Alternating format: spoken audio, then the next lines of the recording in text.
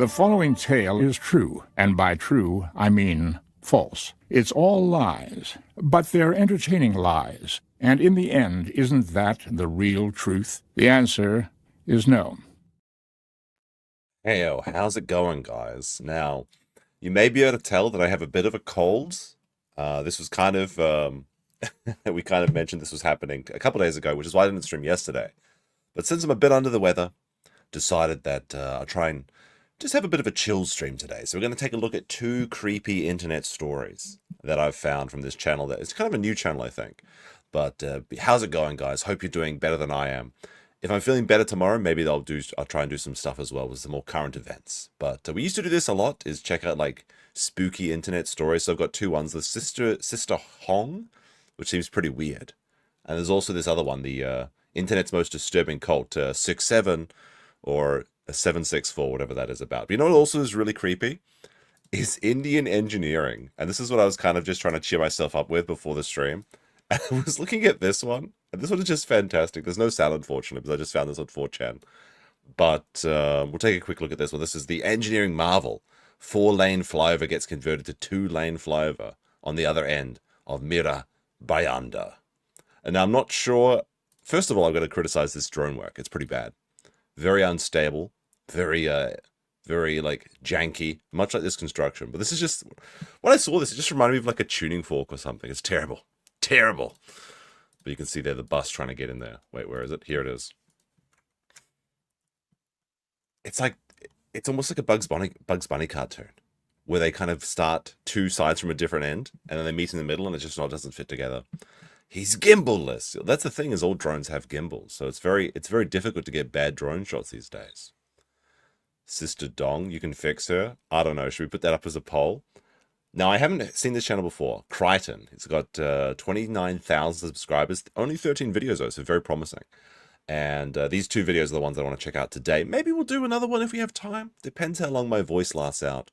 I did take some medicine before the stream, so hopefully that'll get me feeling better. But you'll have to have the extra gravelly voice today. All right, so let's take out this Sister Hong, who I have no idea what this is about. Let me check. Tell me if the audio is all good and everything, chat. All right, this is following content contains content that may be unsettling for some viewers. It's a pill stream. Unironically, it is a pill stream. But I mean, I'm going to be honest. The pills that I had was just aspirin. And like some random flu medication that I had lying around. So I'm sure you could just throw that together. It's muted. It's not muted. Not yet, anyway. Sister Hong's online dating profile was unsettling, but... All right, Sister Hong. Well, first of all, she's 30, so she's undateable, especially in Asian cultures. And this is in Nanjiang, China. Likes gifts of fresh fruit, surgical masks. I mean, this makes sense for an Asian woman so far. A good surprise. Dislikes nosy people. The dark, a snitch. I'm going to put that poll up actually in chat for can you fix her? also effective, with her signature appearance involving white makeup, red lipstick, and sometimes a mask. Thousands of men matched with her, and they immediately went back to her apartment. But some... You just know how stupid men are. Like, you just immediately know that's a man baby. It reminds me of this Japanese biker that was using filters to pretend to be a woman. Hold on, let me bring this up real quick. Let me see if I can find a Japanese biker woman filter. It was so obvious. It was so funny. There's actually a video about this. You know what? I could make a video about this myself. But here's a good one. There's actually a BBC article about this. That's crazy. This is the one. So this is what Japanese TV is like. They have the story, then they have the stupid subtitles and titles and time up, and they always have the talento looking on and saying, hey, or whatever. You can see here they've got Matsuko Deluxe, which is Japan's premium cross-dresser. So kind of ironic that they have him there for this one, but this is his real hair, by the way. Like, it's his real hair, and then he just used the woman filter, and he's just like a biker dude, and he just bikes around, and then he just posts his selfies with his bike, like a moto vlogs or whatever. And so many Japanese people fell for this. But like, that also reminds me of this Japanese dating site, which had 4 million users and only one woman. Every woman on the dating site was either AI bot or just an employee or someone pretending to be a woman. There was literally just one woman. So I guess better odds than the real world, right? Who knows? All right, let's go back to this Sister Hong. Hyong, is it Hong or Hyong? Something wasn't right. Sister Hong had very strange rules, like forcing the guys to pay for her services with Sounds like a regular woman so far. fruits, vegetables, and random items instead of money. All right, well, this is a little bit different, let's be honest. For example, he paid with a watermelon, and this individual brought a half-empty container of cooking oil.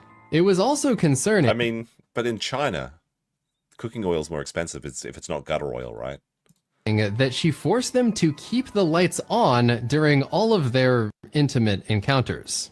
This man was confused and I mean, they're obviously being filmed, but I mean... No, I like it with the lights on, baby. repeatedly tried to turn the lights off, but every time, Sister Hong would just go back over and switch them back on. Disturbingly, the men had no idea why she was doing this. How was anyone falling for this? I have no idea. When they're 6 inches taller than you, and they're crouched over like this, you know you're in for a bad time. This person looks like a villain from Dead by Daylight. What are you doing, Chinese men? I mean, the situations are pretty bad over there. They have to kidnap women from other countries. Sister Hong needs that light to do the recording, bro. Without the guys knowing, she secretly recorded all of their private interactions on hidden cameras. And then afterward, she uploaded and sold their videos on the internet. Between the years 2022 and 2025, Sister Hong would go on to record her encounters with hundreds of men and charge viewers $20 a month to watch the content in private chats like Telegram. This is just like an enterprising Chinese person, right? Like, this is before OnlyFans, I guess? I was gonna like, this person's probably making money hand over fist. How do they keep getting away with it? Like, never. This is why you never can trust Chinese products. There's always something wrong with them. Her internet business would become so lucrative that she apparently got rich doing this, and also benefited from hundreds of those gifted fruits, vegetables, and household items. All of this is pretty insane, but unfortunately, this is just the very tip of the iceberg when it comes to this disturbing internet rabbit hole. Behind the Red Sister incident, the carnival of desire and the collapse of responsibility when freedom becomes the fig leaf of indulgence. What a colorful... Like, this must have been translated, really, or something. I guess it's from Baidu. As both the police and internet users continued to investigate, this would eventually become the #1 most viral topic across all of Chinese social media. All right, well, let me see. The truth about Red Sister incident is worse than you think. Red Sister 3 Yon's video detonated a whole network behind their curiosity marketing wonderful operation. Low cost to meet the high intensity psychological pleasure. People willing to pay for the unknown. Recently, there was a popular saying on the internet, curiosity kills people, but this is still harmful to the heart. For example, the incident with Red Sister. The heat explosion table standing on top of the flow food chain. This is... what the fuck? As an ordinary netizen, in line with the attitude of not going to work anytime time is big, I decided to get into this matter. What is the context that makes this whole network crazy? I don't know who translated this, but it's pretty rough. In July 2025. Maybe I'm just delirious. It eventually spread internationally as well, but it was always a focus in China and the local area in Nanjing. Hold on, we gotta go back. There's some, like, thing we can see here. It eventually spread internationally as well, but it was always a focus. This is the problem with, like, Chinese architecture, is they just throw, like, LED lights on everything, and everyone thinks it's, like, so futuristic and beautiful. When it's just, like, everything, like, everything in China seems to be superficially beautiful, right? In China and the local area in Nanjing, where Sister Hong was based. So this guy kind of looks and sounds like AI. I'm a real person, I'll have you know. That's very rude of you to say. The overall video selling operation remained a secret for the first few years, but then, suddenly, one of the paid subscribers decided to leak the content. I will say that the voice doesn't seem to match this person's lips. So maybe it's possible that they're like a ESL second language speaker or something, they've had someone dub over. Or like maybe this is like a rebranded Russian channel or something like that. That is coming up these days, recently. You're also getting, like, YouTube's got this auto dubbing feature, but it's not this advanced yet. It was quickly reposted all over social media, and this tweet basically sums up everyone's reaction. Almost the entire library of videos was released, including completely uncensored faces and bodies of hundreds of different men. As the videos blew up, users began to recognize the men who had their faces plastered all over social media. First of all, how do you recognize a Chinese man? Like, that's a miracle in itself. Do you guys remember when the iPhone came out with the facial recognition? and all the Chinese co-workers could unlock it with their friends' faces. I'm not even joking. That's a real story. You can look it up. And this led to some rather extreme consequences. They were now being recognized by coworkers, friends, family members, and sometimes even their wives who they had just cheated on. This TikToker was recognized by his viewers when someone sent an image and replied, "This one looks a lot like you. It's really him. Especially the eyebrows are exactly the same." What makes it even worse is that he was a father and husband and had just recently posted It's Max. It could be. Who knows? a TikTok of his son to his 1.1 million followers. He was not the only one who got exposed in a committed relationship, though. This man, who was nicknamed the Jacket Guy, got a lot of attention because people thought he was attractive, but he would also get his life turned upside down when his girlfriend saw him featured in the videos. Was Clavicula right? That women could just get away with anything in life and men have to look Max to get anywhere? I've been with you for nearly 3 years. I thought we could walk down the aisle. Our parents had already met, and we were about to get engaged. But ever since the Sister Hong incident, I can't believe my eyes. There were rumors of additional breakups and divorces, and also this 25-year-old fitness influencer was recognized at a local gym. Since he was wearing the same shirt that he did in the video, How does this keep happening, bros? Like, clearly Sister Hong is a man, right? I'm not the only one seeing this. This is going to be the twist. Oh my god, men are actually just as stupid. They are. That's the reality. internet immediately noticed the connection. The fallout from the situation ended his content creation career, forced him to delete social media, and he also had to move to a different city. Sister Hong claims to have slept with over 1,690 men, I mean, just like an average woman so far, though. and this was making headlines. But in addition to that, internet users were also starting to recognize certain details in the videos that made them even more off-putting.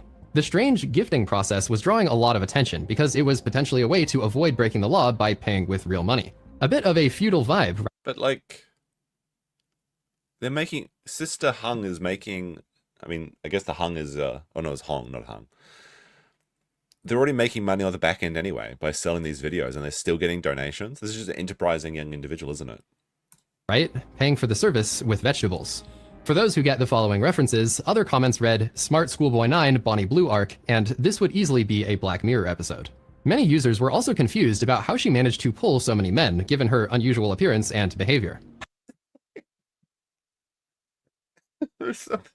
Like no kidding, when I saw this like thumbnail for this video, I thought it was like a ghost story. I had no idea that this was going to be about some crazy Chinese dude pretending to be a woman, like making revenge porn of people. I thought this was going to be like a legit ghost story because this person looks so creepy. There's something about this. Unusual. Yeah, unusual is an understatement. Something about this person. How did that happen with looks like that? She looks like the protagonist of a horror movie. That's what I said. That's what I said. Her appearance was also contrasted by the perceived attractiveness of many of the men, as some of them were relatively young and in good shape. People just couldn't understand why they would be interested in the first place, but in fact, some of them came back to participate multiple times. This guy was even nicknamed the Four Seasons Brother because he would come back 4 times a year during each season. All this discussion and drama.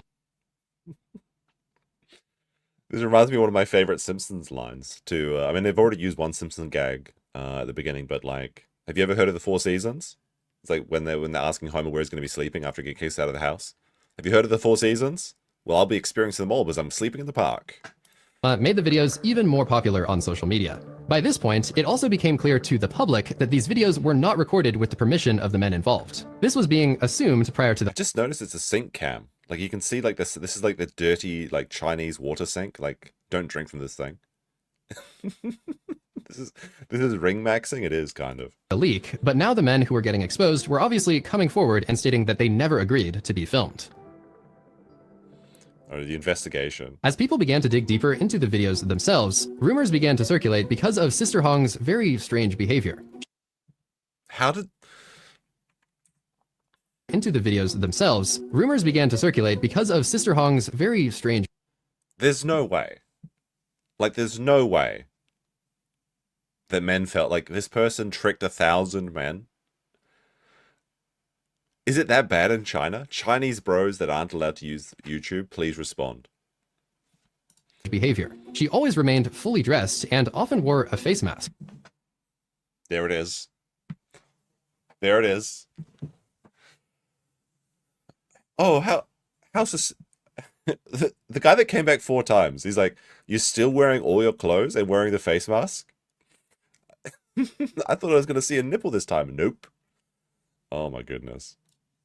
Users picked up on this and began to suspect that she might be hiding something. With The twist has just begun. Oh my goodness, Chad. Who could have seen this coming? all of the illegal and unethical stuff aside, there was just something odd about her mannerisms and the way that she moved in the videos. Because she looks like a fucking gorilla. She's like 6 inches taller than these dudes and hunched over. Something wasn't right. Something's different. Something's strange. Oh my goodness. And then, at one point, She's a Beijing 11 and a Minnesota 9? True, I suppose. she turned directly to the camera and did this. 如果我跟他说我是男孩子，不知道他愿不愿意我。 Oh my god. Who knew the twist? This. If I tell him I'm a man. There it is. Alright, who in chat decided they could change her? 30% of the chat are being exposed right now. 如果我跟他说我是男孩子，不知道他愿不愿意我，用不用跟他说一下？ This entire time, Sister Hong was a man, disguising himself with an elaborate wig, 300 pounds of makeup, and a mask. Some people speculated that he was actually a 60-year-old grandfather, but since nobody had his real identity, there was no proof. Regardless of Well, you can't prove he's a 60-year-old man. I think I would know. Okay? Asian people don't I mean, you know, what is it? Asian don't raisin, but I think you're gonna know. Somehow you're gonna know. And I think all of the 1,600 men that fell for this. Oh no, look what happened by accident. I got tricked. They knew. They all knew because they're gay. his age, though, the simple fact that he was a man opened the door to so many questions, and he was even given new nicknames such as the Red Uncle instead of Sister. Where's the clown makeup? It is actually the clown makeup meme, not Red Unk. If you're gonna bet on a crazy story narrative with a chance of viral sensation and Chinese-based story, this would be it. Red Uncle. No, not like this. If you literally just put like a... Fuck, I'm gonna do it. If my paint's working today. If you just put like a red nose on this dude. Like, look at this dude. Like this. Wait, how do I do fill? Oh, wait, fill. There we go. Solid color. Wait, do that again. I guess I'm the clown because I can't figure out how to... There we go. There we go. You just need that song that they play, like the Pagliacci song playing. Oh my goodness. Wrong. One of the most contentious online debates was about whether or not the guys were actually falling for the disguise. It seemed that some of them knew Hong was a man, but there were also clips like this, where the guy just got up and left after he found out. Notably, though, he decided to return after just a few minutes, and it seems that he's not the only one who found out and still decided to continue. I'm 99% sure this is a man. I'm out of here. Well, I mean, I've got to... I mean... I guess any hole's a goal. This Reddit user commented about how another individual discovered his package, but then Sister Hong responded with, "Don't talk nonsense, it's just swollen." What? A guy walked in and saw Sister Hong's cherries and asked, is that... I guess it's like penis, it means penis, but like nuts or balls. Sister Hong said, "Don't talk nonsense, it's swollen." They've got a swollen pussy. What do you... This is like when a man makes up like women problems. Oh, my pussy's swollen today. I can't.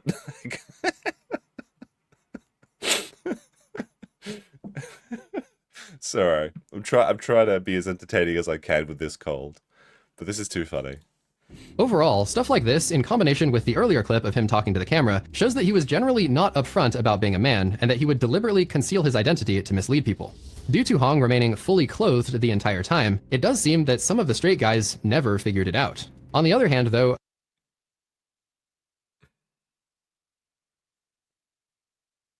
These Chinese bros, they go back to their work, and their bros find out from the TikTok or whatever, and they're like, "I got laid last night, dude." And then they're like showing him, "That's a man." What do you mean? That's a man. A portion of the guys appeared to be gay or bi, especially in the case of repeat customers No, all of them were gay. That's the secret to this. They're all gay. like the Four Seasons brother. In late June 2025, the fitness influencer from earlier reported the incident to the police, and a local investigation began in the following days. Sister Hong suddenly stopped releasing new content, Telegram groups went dark, and rumors of an arrest began to circulate. What the investigation revealed would absolutely break the internet and generate hundreds of millions of views in the following 48 hours. Recently, Jiangning police received a report from the public that their private videos were being spread on the internet by others. Jiangning police immediately launched an investigation and arrested the suspect, Zhao, on July 5th. After investigation, it was found that Zhao, male, 38 years old, from another province, pretended to be a woman, made appointments with multiple men, and secretly filmed videos and spread them on the internet. I mean, is it... Case. Sister Hong disguises himself as a woman and secretly records 237 victims in China. This person looks like a creepy doll. Like, there's no way that anyone fell for this. 38-year-old dude. I thought it was a 60-year-old man, but I guess 38. That's pretty old. That's basically 60, right?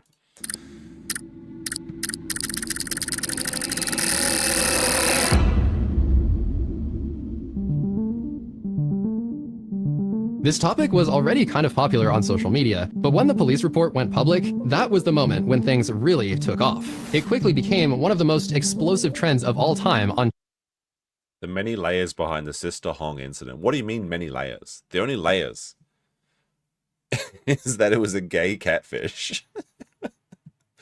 It's pretty one-dimensional, honestly. Red Uncle strikes again. Billy Oki says... They were all big gay. I think everyone in this story knew exactly what they're getting into. And they're just like, oh no, look what happened by accident. Chinese and international social media, with some even saying it was the trend of the year or something like that. Much of the content included a Sister Hong filter that put you inside the infamous apartment Oh man, if I'd thought about this, I should have downloaded this before the stream. The Sister Hong filter. Like, this is just like like, you tell me this is not an SCP, like, The Ring or like Sadako or some creepy like Asian ghost. It fits too well. Much of the content included a Oh wait, go back, there was a Lego set? social media, with some even saying it was the trend of the year or something like that. This is pretty good, little Lego city. You've got the watermelon and the bananas gift. The bottle of milk, what do they mean by that? Wouldn't they feel the beard? Well, they're wearing the mask the entire time. A lot of Asian girls keep their masks on quite like throughout the entire day so they don't have to wear makeup. It's kind of like a unique thing that happens over here. Much of the content included a Sister Hong filter that put you inside the infamous apartment room, and it became a trend to dress up like Zhao and start dancing to random sounds on TikTok. There was a particular dance that... Can you spot the difference, chat? You better vote in chat right now. This is option 1 versus option 2. I mean, both rooks same, right? How do Asian men fall for this? Come on now, Asian bros in chat, please explain. To dress up like Zhao and start dancing to random sounds on TikTok. There was a particular dance that he did in one of the videos, so of course, people wasted no time in recreating it. Others posted AI-generated videos showing world leaders visiting Sister Hong, including Donald Trump and Xi Jinping. A Vietnamese play had a Sister Hong lookalike make a brief appearance, drawing loud cheers and applause from the audience. I mean, the Sister Hong look is kind of a vibe, though. I will say that, like the Hime cut with like the black sweater and long dress. Red Uncle did have good taste, but he just was ugly. That's the problem. There were also Minecraft multiple creeping outfit backgrounds? guides. There we go. The set Sister Hong. You've got steal her look, chat.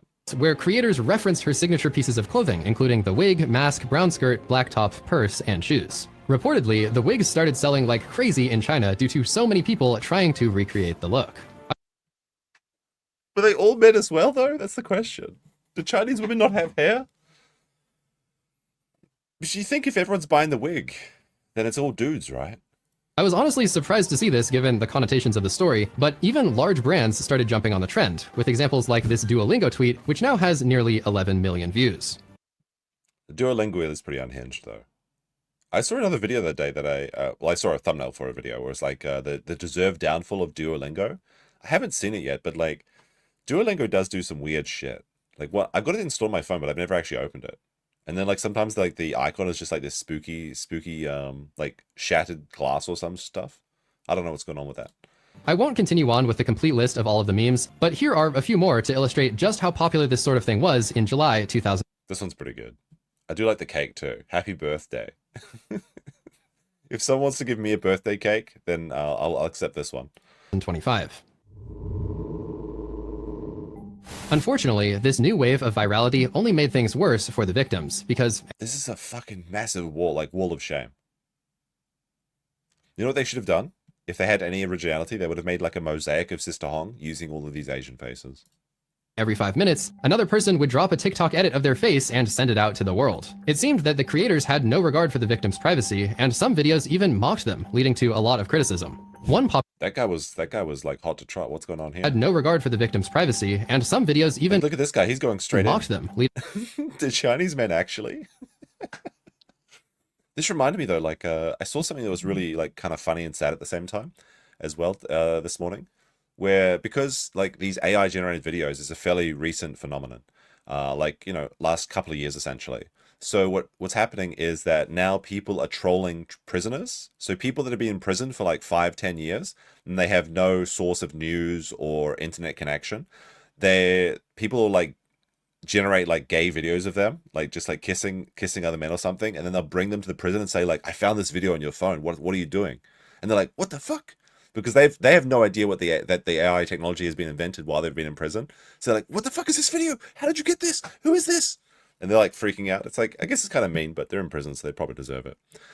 But that is kind of amusing. Although, also, like, interestingly, like, YouTube is starting to test this feature. I posted this the other day, that in the copyright claim section, you can now register your likeness on YouTube, and you can copyright claim people that are generating AI videos of you. So I wonder what this is going to mean for, like, the AI parody sector, you know? leading to a lot of criticism. One popular Reddit was titled, "Everyone's reaction to the Sister Hong case is disturbing," and the user would go on to denounce the way that people were joking about the situation and those involved. The post also pointed out— All right, let's see what they say. For those who don't know, Sister Hong is a Chinese sex offender that was charged with illegally distributing non-consensual videos of him having sex. That's a misgendering. What are you talking about there? Having sex with approximately 1,600 men. It's one of those shady Telegram sex group chat. Telegram is weird. I will mention that. The whole shtick is that he lies about being a widow/married woman to men online and invites them to his house to pleasure them. You can read about it more here.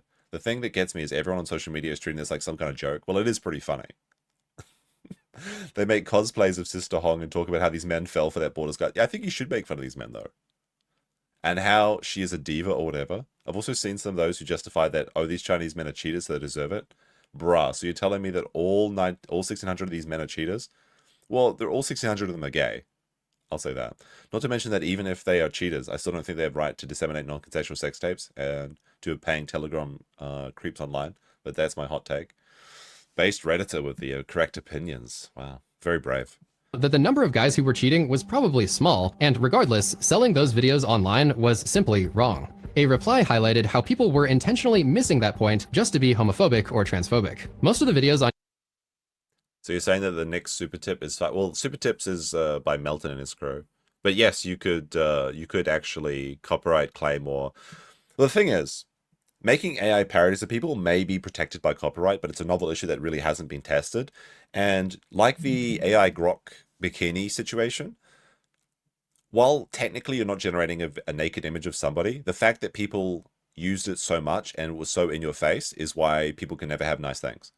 So if people were like responsible with their AI edits and didn't overdo it, then you could probably get away with it for many, many years. But like the more you like trial people, and the thing with like people that like are the free speech defenders, they have to be as cringe as possible. It's like how you're trying to defend people saying the N-word.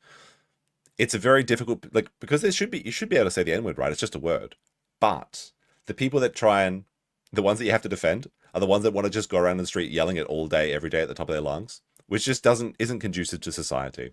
So that's the issue with the super tips thing, is that maybe that they're just going to use it too much. That is going to drive some people to the point of reporting it to YouTube. And it doesn't matter if it's legal or not. That's not important. So that's not even part of the argument. It's part of YouTube's terms of service now. which is interesting.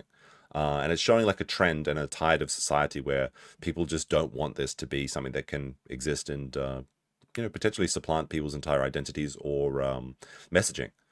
On YouTube were also done in poor taste and without any censorship, and they have been understandably criticized by the top comments, saying no one deserves to have their privacy violated like this, while literally showing uncensored videos of the victims. Like most things on social media these days, everything that is popular gets replicated. Concerningly, in this case, Zhao's business model inspired copycats who wanted to do the same thing he did. One of them tried. You notice how women always move into male spaces and try and take over? That's a popular, like they saw a popular male genre, pretending to be a woman and luring men into your apartment, and then they're like, you know what, I can do that too. Live streaming his attempt, but it seems that he failed pretty much every time, and the men got really angry once they found out that he was not a woman. Okay, well that's a woman. I mean, not a woman, but you know what I mean. With all of that insanity aside, the widespread consequences of this entire story should not be overlooked. Hundreds of people had their privacy violated, but No, it was more than that. It was over 1,000. Perhaps the worst potential result is the spread of disease, as seemingly none of the people involved ever used protection. Do men actually? There were rumors that Zhao had HIV, so the CDC started offering free testing to anyone who had contact. You know, it's incredible that even though the face is blurred, you can just see it, like the ugliness and masculine bleeds through the censorship. That's just really insane. So even if these men had like visual acuity problems, like if you just blur your own vision, you know how you can like unblur your vision or blur your vision and unblur it, whatever. You can still tell this is a man through that. With him. Although the police did say that Zhao's claim of 1,690 men was exaggerated, they also said that nearly 250 people may have still been infected. To make matters worse, many of the men who cheated on their wives may have unknowingly exposed them too. The authorities involved have not revealed any testing results to protect individual privacy, but the legal penalties could be extreme if they determine that Zhao knowingly caused harm by spreading disease. In China, this is Paused. You know, interestingly, I heard about I was about to drop some gossip, but I know that people are going to turn this around and say, is it you? Now that I say it, I was going to say, I know someone that lives in Japan that is a content creator who is allegedly a bug chaser and bug spreader. Now that I've said that, I'm sure people will say, is it you? It's not me. It's not fucking me, okay?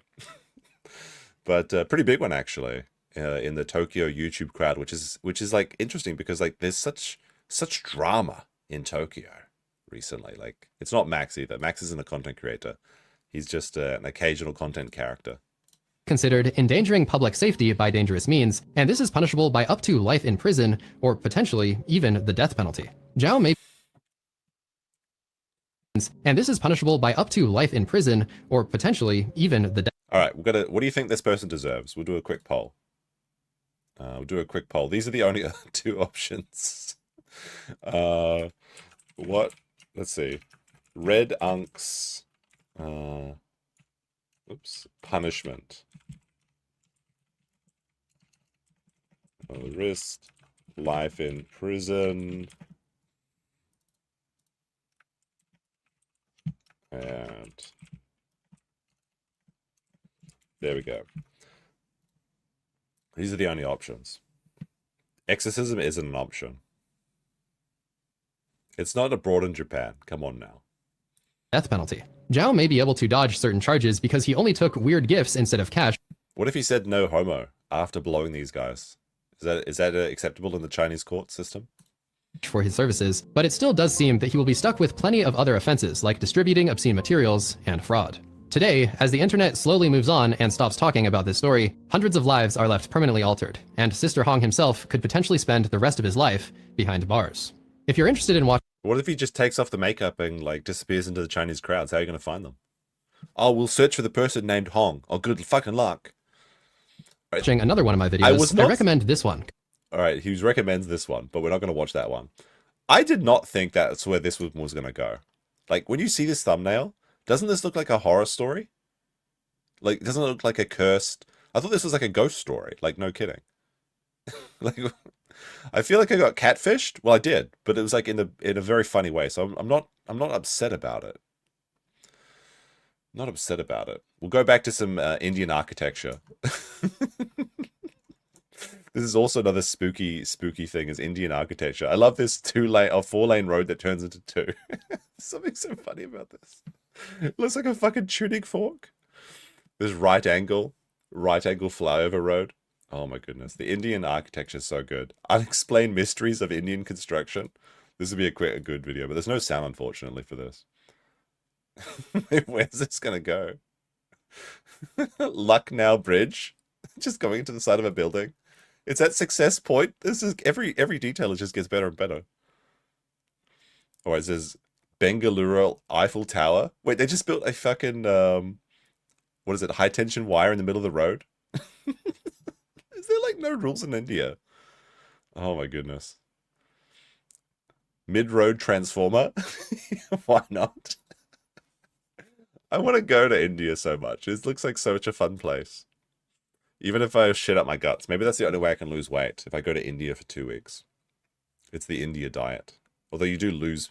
What the fuck? This right angle bridge? Oh man, that's a good one. Alright, what is this one? What is this one? Yeah, you've got your classic, just like, let's just build all the telegraph wires in the middle of the road. That's the... Why not? Why not? Global superpower by 2024, 2030, exactly. And they've got a merging road over there too. It's so good. How does this happen? Was the road come first, or did they build the power line in? Like, wait, no, the power line's on the right side of the road. They just are too lazy to build it this far over. Oh my gosh, it's too funny. What is this one? Oh, is this when it falls in the water? I think I've seen this one before. I mean, that could have happened in any country, though. It's not specifically Indian. All right. We'll go to the next spooky video then. This one is about the internet cult, so this one may be disturbing. Again, if you want to see these videos, check out Crichton's channel. Although I'm kind of curious, like...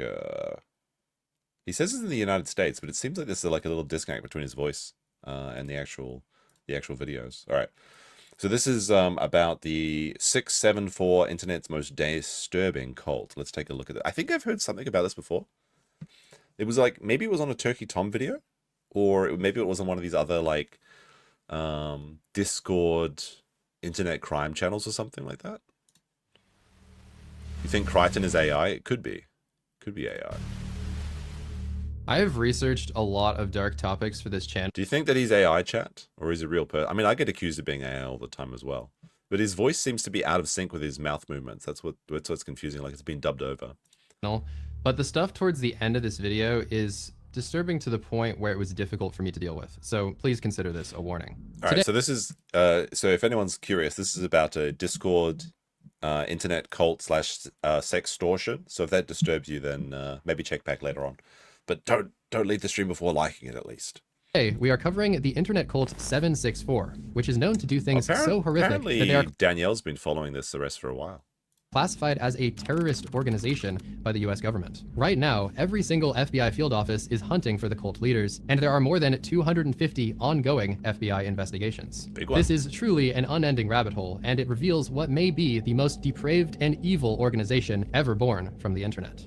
This is the emerging story of Cult 764.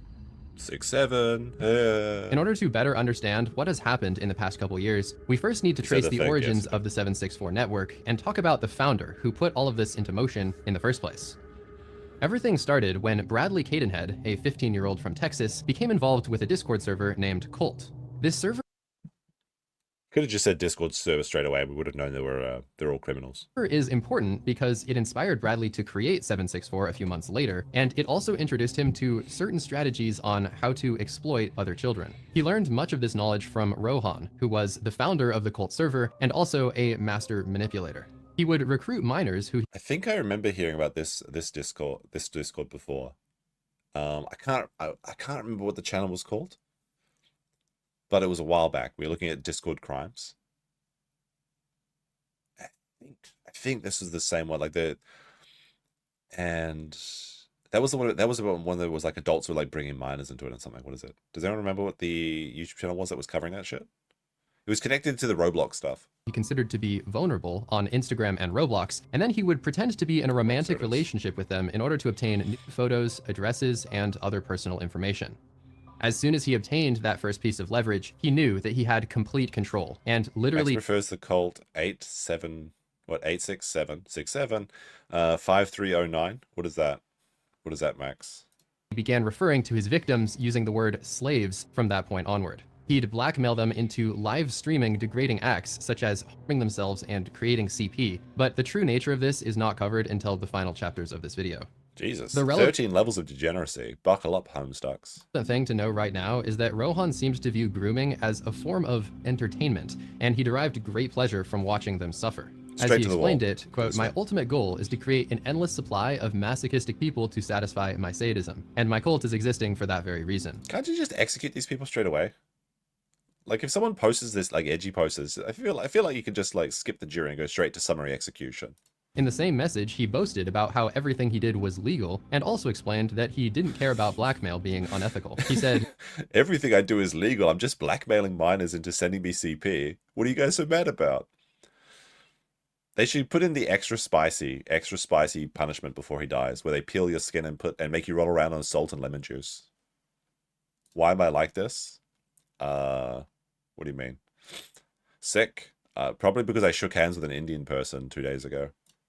"We lack morals and ethics as we think they are not necessary." According to his nihilistic ideology in the cult server, Like, I'm not even joking. I got sick immediately after shaking that person's hand. By coincidence. I mean, I was always... I don't know. It is a bit sus that I got sick at the exact same time.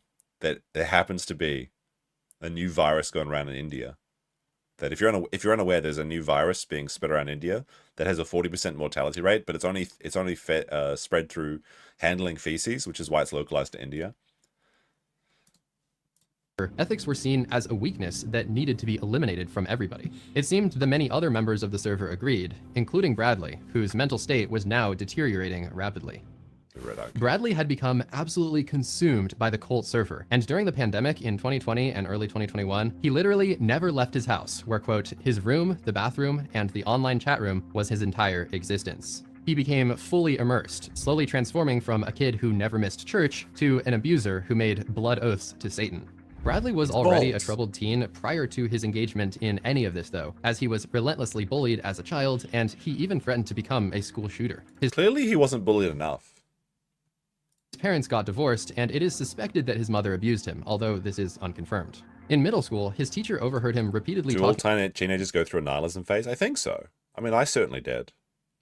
But, like, I kind of feel like I'm a little bit nihilistic these days as well, but it's like I'm positively nihilistic. Maybe I'm just stoic. Maybe that's what the word I'm looking for, stoic.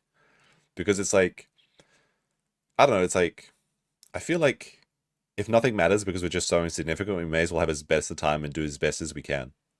What is that called? What is that point of view? That's what I think. There's like some people are like, oh no, nothing matters, we're so insignificant, so life is pointless. I'm like, yeah, so you may as well be happy and do your best, right? If everything's pointless, why not? About bombs and weapons, and he was seen repeatedly watching extreme gore videos using the school computers. You call it, this is just calling me low IQ, isn't it? You prefer delusions of grandeur. It's hopium, it's black-pilled, doomerism. But I'm not a doomer, though. Like, I hate black-pilled people. Like, just because nothing matters and nothing is significant doesn't mean it's a black-pilled or doomer. I mean, it's just like, on the cosmic scale, we're so insignificant and we have such short lives. But you may as well enjoy it and have a good time and do the best that you can.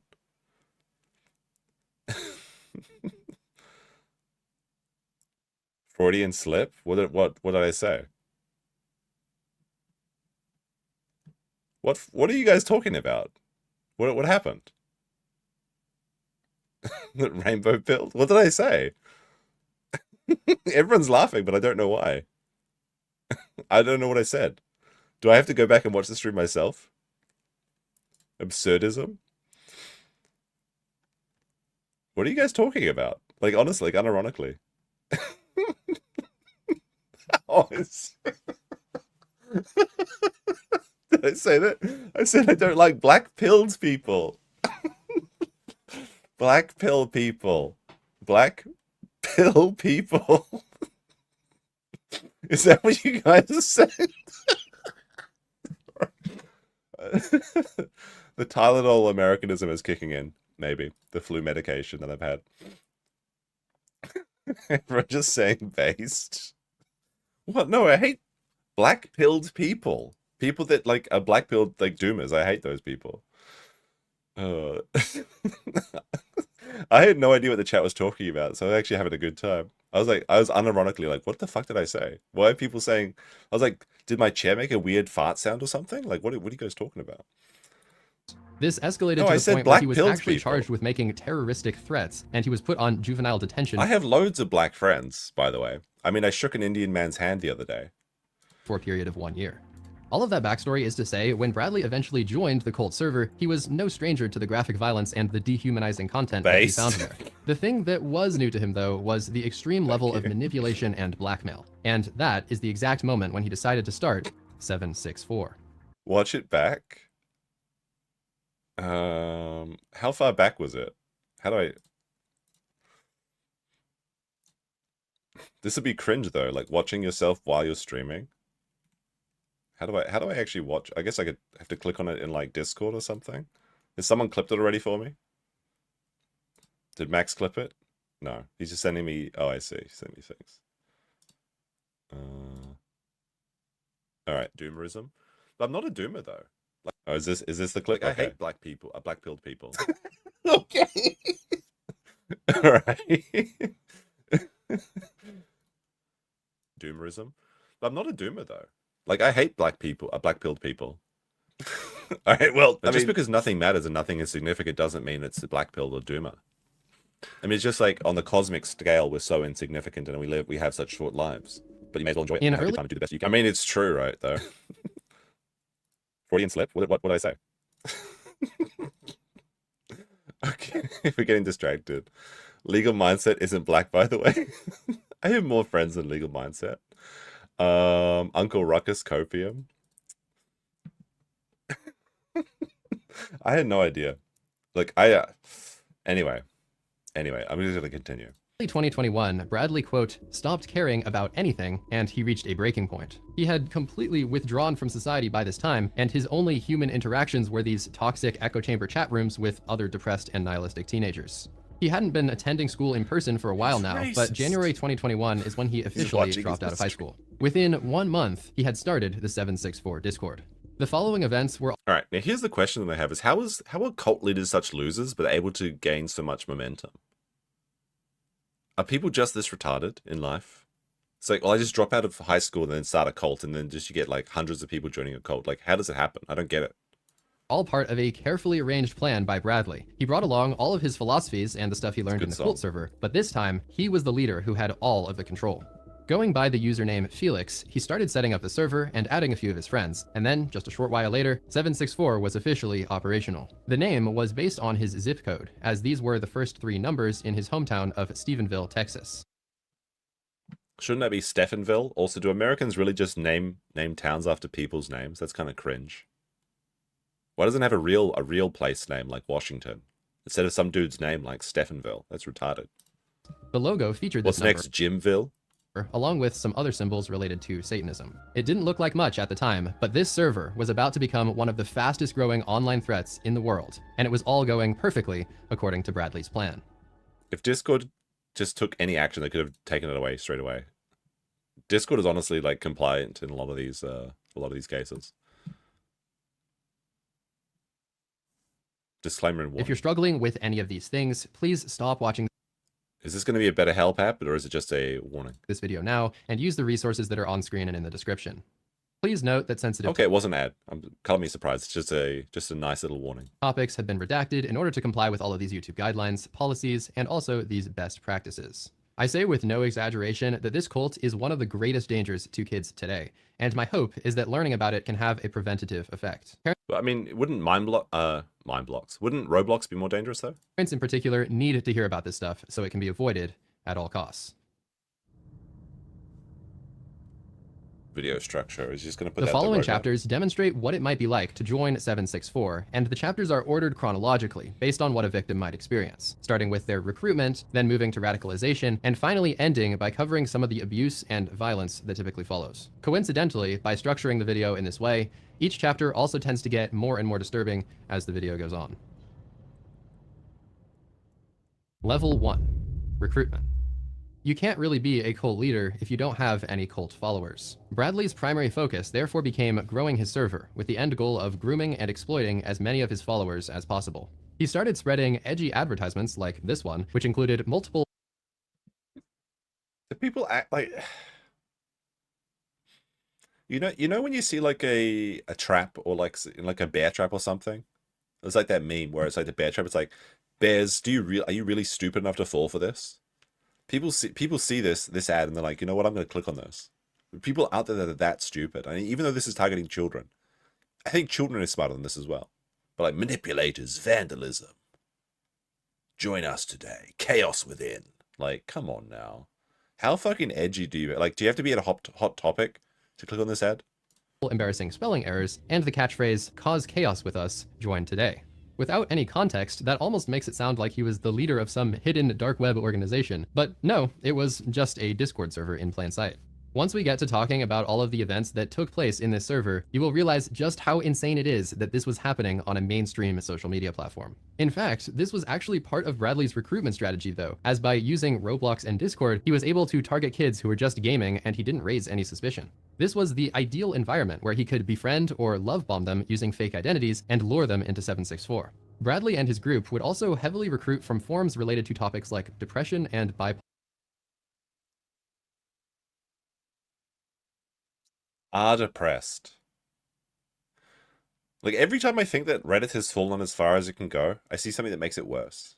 Imagine unironically clicking on are depressed, the Reddit depressed subgroup. There's like inception levels of like Redditors. It's crazy. Disorder, as they found that these people were easier targets. Any post tagged with eating disorders also became a prime target as well. So anyone who posted All right. I know nothing about targets. I know nothing Any about post tagged I know nothing about recruiting cult members or looking for mentally ill people to take advantage of. But if someone is using this, if their profile name looks like this, and they're typing with like characters in this fucking font, this person is, and they've got like a Jinx from Arcane profile picture. This person is prime target. I can tell you straight away. Been there, done that. Says, do you only like white people? I love white people. with eating disorders also became a prime target as well. So anyone who posted something related to this was likely to be directly contacted by Bradley or a 764 member. Something that is also pretty concerning and worth mentioning is that Bradley's recruitment strategy was invisible to parents. Even if a parent looked at their kid's phone or screen time data, all they would find is regular apps and regular games. After all, there is nothing inherently bad about using mainstream social media and a popular yes, there is, though. Game like Roblox, which is yes, there is, though. really marketed to children. 764 both knew this and took advantage of this, and it ended up being the key to their growth. Level 2, radicalization. After several months of expansion, the server was now attempting to radicalize thousands of people at once, and this actually became a problem for Bradley. These new members were starting out by seeing the most tame things that 764 had to offer, but even those things were still pretty intense. For example, they also recruited dinosaur games. I think the people in the dinosaur games are too autistic to be predators, which is unironic. Which is ironic because half of the player base in those games or more is literally playing a carnivore predator. I think like train autism and dinosaur autism, they're too focused on their topic of choice to actually get involved with anything cringe, apart from their own topic, of course. Like if you're interested in trains, you got no fucking time. You have no time available to like mess around with like grooming people. Like I'll show you this train that I found recently. Hold on. What episode of the thing was I on? Hold on. We didn't hit the train goal, but I'll show you this cute train that I found. Wait, did I show this already? I can't remember. This is an adorable train. Look at this. Look at this train. Look at this beautiful train. It's like the red contrasting with the snow. Choo choo. Like this one is so like, where's my whistle? Isn't that cute? Look at this lovely little like. I didn't ride this train, but it was adorable to see it going past. And I was like standing in the cold, like so I could get more shots of this train going through places. Choo choo. This is a really cool train though. Like look at this like old-fashioned town. But you know what sucks is I went there in sneakers, and the snow was like 2 feet deep, okay, but they had like those sprinklers that were shooting the water out of the road, And so there was just like really bad slush everywhere. So like my feet were wet the entire weekend. But fortunately, this town is actually famous for having foot baths. So you could just walk like 20 feet and then like, you know, there's a hot spring foot bath that you can warm your feet up in, which actually like unironically saved the day. So there was so much snow that like the river, they were just like piling up the snow from the road and just pushing it into the canal, and it was filling up. There was just so much. But anyway, what were we talking about, trains? They would see graphic violence, CP, and pretty awful conversations going on in every single channel. For instance, they would probably witness chats between the sadistic neo-Nazi members, who would talk about getting pleasure from watching people suffer and hating other people. Wet feet? Well, like, yeah, my socks and shoes got wet, but like, fortunately, this town also has free shoes. So I was just wearing, like, you can just, like, outside the train station, there's just, like, free wooden getter. So you can wear, like, the wooden shoes, and, like, your toes are being exposed to the cold. Honestly, pretty good, pretty cool little thing. You can just, like, go there and they're free. Wear boots. I don't own any boots. If I had known it was going to be like that, I've never been here in the snow before. I thought the roads would be clear of snow. I was incorrect. Like, obviously the countryside was going to be covered in snow, but like I didn't realize that the roads themselves were going to be covered in snow. It was icy. Like super icy. Like there was so much snow. Like I can actually show more. Where is it? Where the fuck is this? How deep this snow was. It was pretty deep, bros. It was like a massive blizzard. Like trains were cancelled and shit. Like this is like just snow as far as the eye can see at the train station. Bro, irresponsible. Well, it was fine. Based on ethnicity. I still have my white Bradley toes. did his best to radicalize the new members and onboard as many of them as possible, but this was where the problem arose. So Alright, many if you see someone with their husband in their Discord name, you should instantly delete that channel from your servers. new people had joined the server recently that some of them weren't fully on board with the disturbing content. When they saw the CP, they reported the Felix account to law enforcement and to Discord safety team. Bradley had also been posting CP and gore in another server called No Feds Paradise, and he was taunting other users. You just gotta wonder how Roblox and Discord like gets away with all this, just having these people on their servers. It seems like such a slam dunk to find these people, but they just keep getting away with it. Who called him out for his behavior. They have to be as you complicit might in expect, this. his Felix account was quickly banned. Law enforcement didn't seem to consider him a significant threat though, and they decided to do nothing at this time. I've already been reported to the FBI 15 times, and they haven't done anything, Hello? he said to another user. Have you seen Yeah, we were gonna go to Arima Onsen, but we went to Kinosaki instead. the stuff I've been doing for almost a year now? He really thought that he could get away with it forever.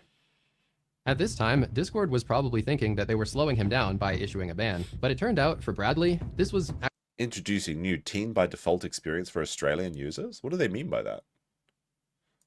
actually just a minor inconvenience. He opened another Discord account using a VPN and a fresh email, and he simply continued doing the same things he was already doing. In fact, he was banned hundreds of times. You think when Discord would ban someone for this, it's like this person gets reported and banned for CP. You think they would send their IP address and their location, because Discord absolutely knows where you are, directly to the police, and you would get a knock on your door the next day.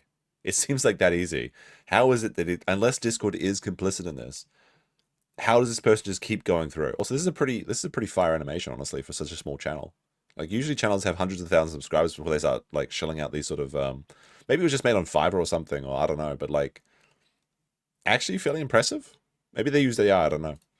And by mid-2021... But it's very creative, like, the little production line of being, like, banned every single day. This is all on AI, average. maybe. Reportedly, it only took him a few seconds to make these new accounts and resume his activities, though, so he essentially made himself immune to the effects of being banned. To take things a step further, Bradley also formed groups on WhatsApp, Roblox, and Minecraft, and also created additional Discord servers to ensure that 764 would always survive, even if one platform caught onto them. There were also several other servers out there that had similar purposes, with names like Harm Nation, Hate, Leak Society, and the Order of Nine Angles. Collectively, all of these associated communities are called the COM for short, and they were all growing rapidly. Level 3. Leverage. After getting enough people to join so there's still another additional 10 levels of degeneracy we're going down. It's already pretty bad. at the 764 server, and after exposing them to the first level of radicalization, the next step in the pipeline was to gain leverage on as many new members as possible. Bradley, along with senior members of his organization, reached out and started fake friendships and even relationships with new members, similar to what happened in the Cult server. The I mean, this is why you shouldn't have internet friends, but okay. Person in the online chat introduced himself as Brad. Using flattery and guile, he persuaded the 14-year-old girl to send a photo. It instantly became leverage. I was scared to death. He would say, if you don't do this, then you don't love me. With the leverage now obtained, 764 would begin the blackmail. Extort her, boys. Do you see her face on there, on the video? Because I'll send it to the school. Good. Make her suffer. Under the threat of releasing their compromising photos, 764 would eventually extort their members into doing unspeakable things. Like, if this happens to you or someone you know, just instantly go to the police. Like, they're like, just go straight away. They're not going to release it. They're not going to release it to the whole school and shame you after the police are involved. Because then they will go straight to prison. Before they could extort these most extreme actions, though, they first had to start off with the simple stuff that they considered to be tame. For example, they would coerce victims into drinking from a toilet bowl, and one girl was forced to eat her father's ashes on video. Fuck! Wait, it's going to get 10 levels more degenerate than this? Like, the drinking from the toilet bowl is kind of funny. Like, you'd have to be pretty stupid to do that, but I guess some people are into that. But, like, eating the father's ashes? Wait, didn't Pokemon, like, put their father's ashes into, like, a pot plant and then, like, grow marijuana and smoke it? So she literally smoked her dad? So this is actually, like, mainstream behavior, I suppose. Am I remembering that correctly? Was it Pokemon who smoked her dad? Chat. The following screen recording shows another victim, and in this case, she was forced to cut her hair on a Discord call. 764 also considered this to be an entry-level form of blackmail. In the clip, it seems that they had previously obtained photos of her, and they were threatening to send them if she didn't comply with their demands. Okay, get your hair. It's chopping time. It appears that the abusers in the watch party are really entertained by this, highlighting the typical sadistic tendencies of 764 abusers. You have 30 seconds. We told you what you need to do. Oh, You no. just disconnect from the call and call the cops. That's all you need to do. Like, if you or any of your friends go through this, I guess children do, they get themselves into these situations where they're trying to, like, cover up and fix a mistake without reporting it to the authorities or their parents because they think they're going to get in trouble. But, like, you don't want to put yourself in this situation, So obviously. we press send. Start cutting. Chop, chop, chop, chop. Keep going. She then had to give an apology to each of her abusers, even though she presumably had nothing to apologize for. Okay, I want you to take the hair that you cut off, right? I want you to put it in your mouth. This is pretty depressing, I though. want you to say, I'm sorry, Moist. I'm sorry, O'Hare. I'm sorry, Duck. Footage like this can be hard to watch, but apparently this kind of stuff was just the start of what would happen to the victims in this Discord server. At the end of that video clip, the girl asked, "Are we good?" And then the recording ended with a response of, "No. I mean, this is just step one." Situations like this happened daily in the 764 Discord, and one perpetrator was even seen boasting about how he had obtained a lengthy CP video, saying it was, quote, the 14th girl this month. Now, if you just multiply that by the hundreds of members who are in the server, you can take a guess at how many people were being manipulated. The number How did they get so many people into the Discord in the first place? gets even higher when you remember People just click on their edgy, like, join chaos with us? Because, like, I think about this sort of... It's going to sound terrible. But, like, you know, as someone that does YouTube, you think about how to get more subscribers. And it's a challenge. It's an uphill battle. It's Roblox. I mean, I guess that's the answer to all of this, right? But, like, getting subscribers to a channel, getting people to watch your content is such an uphill battle. And then you just have these cults that have hundreds of members. They're getting people, like, do you know how hard it is to get people to hit the like button? You know? Like, only a quarter of the people in the stream have hit the like button. Oops, the train video came up a second. Okay. Maybe that's why they didn't hit it. But then, like, these Discord, like, people are able to get people to cut and eat their own hair and drink toilet water. I guess... I mean, I'm never going to be at Roblox. I'm never going to play Roblox YouTube, so that's an avenue that's not available to me. But it does kind of, like, boggle the mind sometimes. those messages I from should earlier. ask chat to cut their hair and eat it instead, but I don't want them to cut their hair and eat it. I just want them to subscribe. Sounds like I should turn into a cult. Some channels do run themselves like a cult, and it is very effective. But you know, you can't sell your soul to become popular, though. That's the challenge in the modern day. Maxbro says, worst number one, kidnapped 4. What? Number 1, worst kidnapped 4, hashtag cringe van, and forced to drive. I don't know what Max is implying by this. What do you mean, Max? Looking forward to the package you're sending me tomorrow. What is inside? I forgot completely. Showing how multiple predators would swarm a H3 is a vulnerable victim cult. and extort them simultaneously. The future I level think like politics is in general, like people that cover that sort of stuff is that is definitely very cultish, especially in the American sector between the left and the right. It's like politics in other countries is a lot more nuanced, but in America it's so polarizing. All right, we're down to levels level. demonstrate just how Going far into that the, extortion it's going to could get go. darker apparently. So if you have any Compromising concerns. photos probably were the most common form of leverage, but 764 would also find other ways to manipulate their victims. Some of them would hack into their phones or computers, trick them into downloading viruses, or use other illegal methods to gain control of their data. From there, they could gain access to sensitive information like their address and make direct threats on their families. It was common to get threats of someone showing up at your house, and many swattings were also called in. This advertisement in a 764 splinter group shows a quote, SWAT for hire service, with prices ranging from $10 to $30. Surprisingly cheap for such an illegal act. Like obviously there was like that Tor Swartz guy who was who's basically behind 90% of all internet swatting. At least some people that would like live stream and stuff. So that was a very interesting case when that got cracked and he got arrested. But like, and you might wonder how people can get away with swatting as well. But like what they do is so stupid, but it works. What they do is they get like a robot voice. At least this is how Tor Swartz did it. They get like a robot recording, like a Stephen Hawking style voice. I guess with AI, it's a lot easier to do these days. But they used to just ring up the fire department or the police or whatever, and they're like, "Hello, I have a disability where I cannot speak, so I'm using voice to text. I'm about to drive my wheelchair off of a bridge. Goodbye." And that's how they get people to go do like wellness checks and things to them. Or I just ran my wheelchair over the necks of my family. Come get me. Like. And then the cops are just like, well, this is obviously fake, but we've got to go check it out anyway.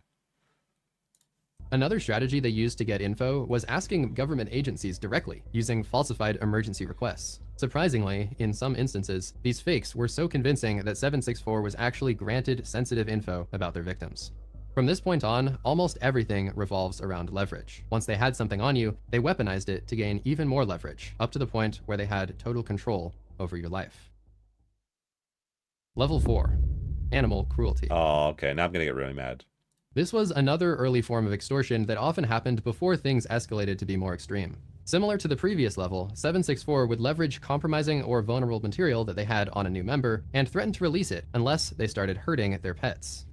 Feels like this would have been a lot easier to get like internet vigilantism to go after them, because like a lot of people don't care about people, but when you start hurting animals, like with the sadist monkey abuse groups and things like that, you can get like big internet groups to go after them and hunt them down and stuff like that. So by publicizing this to like the wider internet, it seems like a good way to put a spotlight on these degenerates that need to be tortured the way that they're trying to torture these poor innocent people.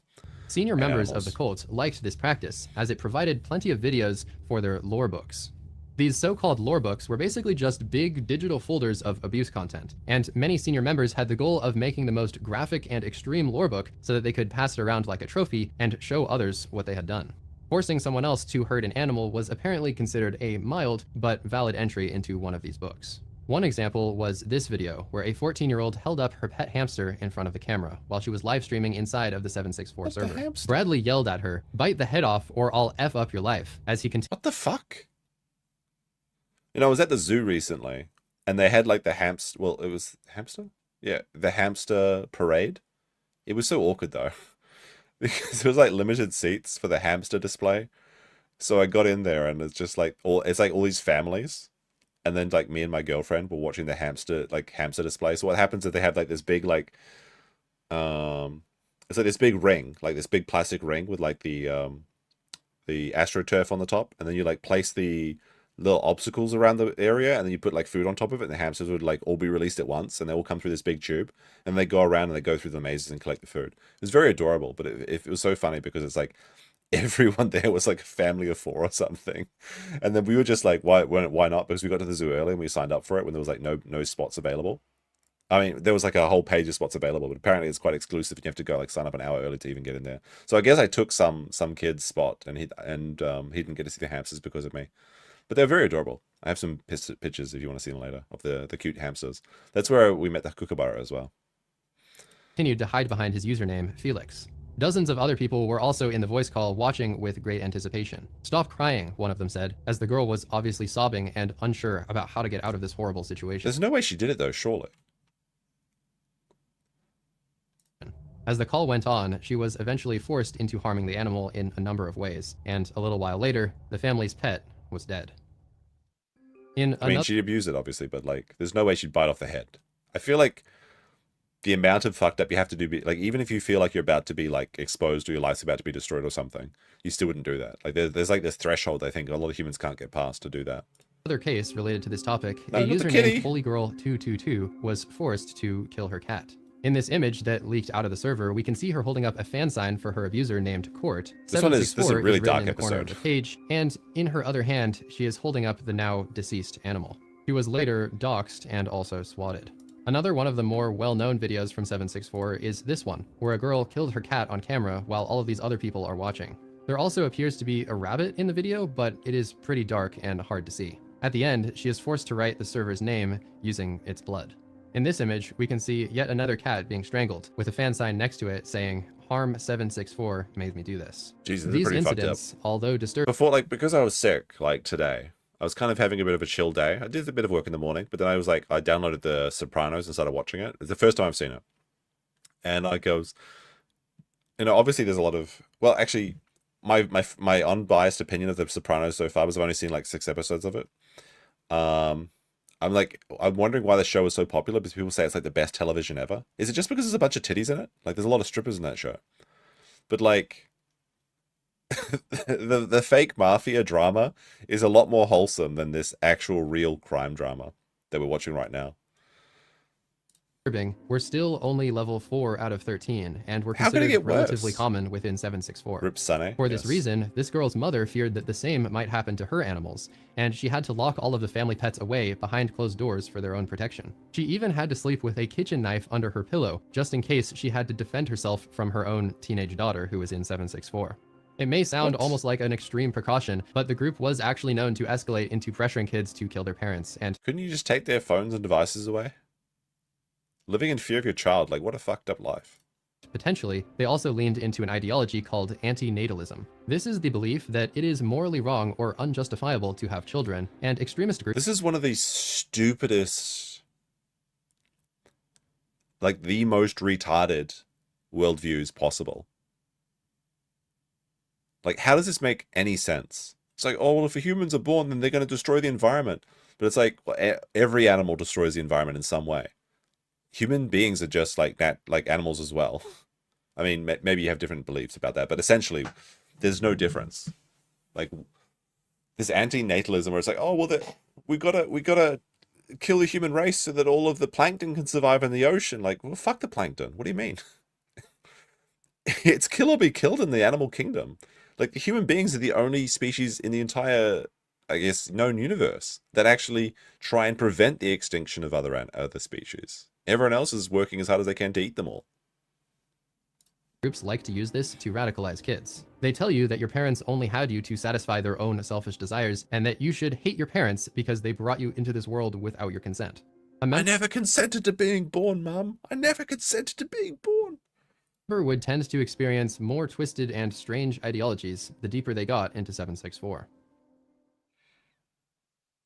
Level 5. Cut signs.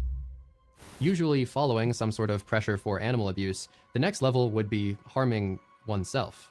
Cutting was the Like, standard. unironically, people will be more upset with the animal harm than the self harm or human harm. I think some people even said in the chat, like, "Oh, now you're mad about the animal stuff, not the kid stuff." Like, that's kind of the way humans are, though. Like, you care more about like the animals generally. I mean, it is kind of fucked up, but it do be like that. Also, speaking of it do be like that, there's a bounty for a black man in Minnesota. I mean, I've got loads of black friends, but none of them are... Actually, I do have one black friend, I suppose, that lives in Minnesota. Well, more like acquaintance, not really friend.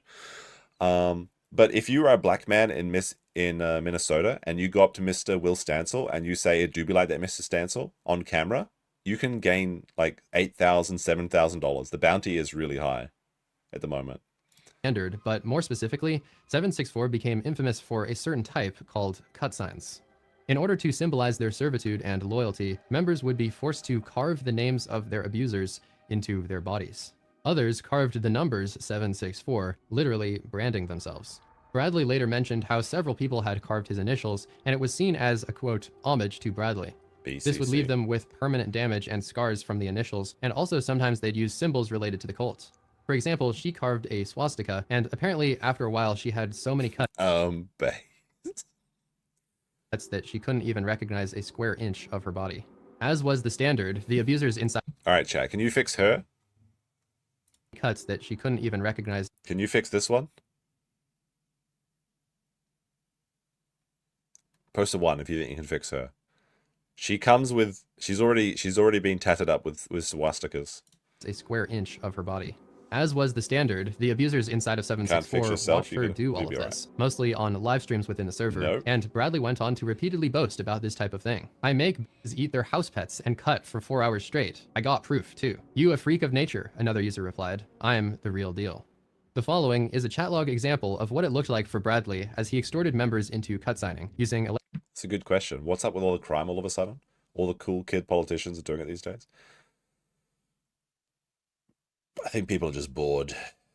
The question is, are people more fucked up today than they were in the past, or is it just now that we can see that more people are fucked up because we have the internet? I'm going to cough. I try to mute the coughs because I'm under the weather at the moment, but I don't get them all. Over socialization. I would probably say that people have always been this fucked up, and it's actually just we have more reporting of it today. People were into some weird shit back in the day too. Although people were typically busier in the past, so they had less time to do fucked up shit. Like free time is a big contributor to doing fucked up shit, I think. Like it just, I mean, it goes back to like you know, idle hands, the devil's playthings. leverage photo he had previously obtained. You don't want that photo posted everywhere, right? Of course I don't, but I don't want to cut sign for you either. Do you really think that you're given a choice? Okay, but like why me, bro? I didn't do anything. You're going to do something for me, cutting or not. Can't you find someone else, please? No. Evidence of cut signs were another staple in the lorebook collections of high-ranking members. Here we can see a folder of one guy who had amassed a collection of more than 8,000 images and videos of children, including infants and toddlers. That's this really collection fucked up. landed him in Fuck. federal prison with a 7-year Good. sentence, but it What? No, give him execution or life. also established him as a legend in 764 history, highlighting just how much respect you would get if you had a big collection. Perpetrators like him literally considered cut signs to be proof of ownership over their victim.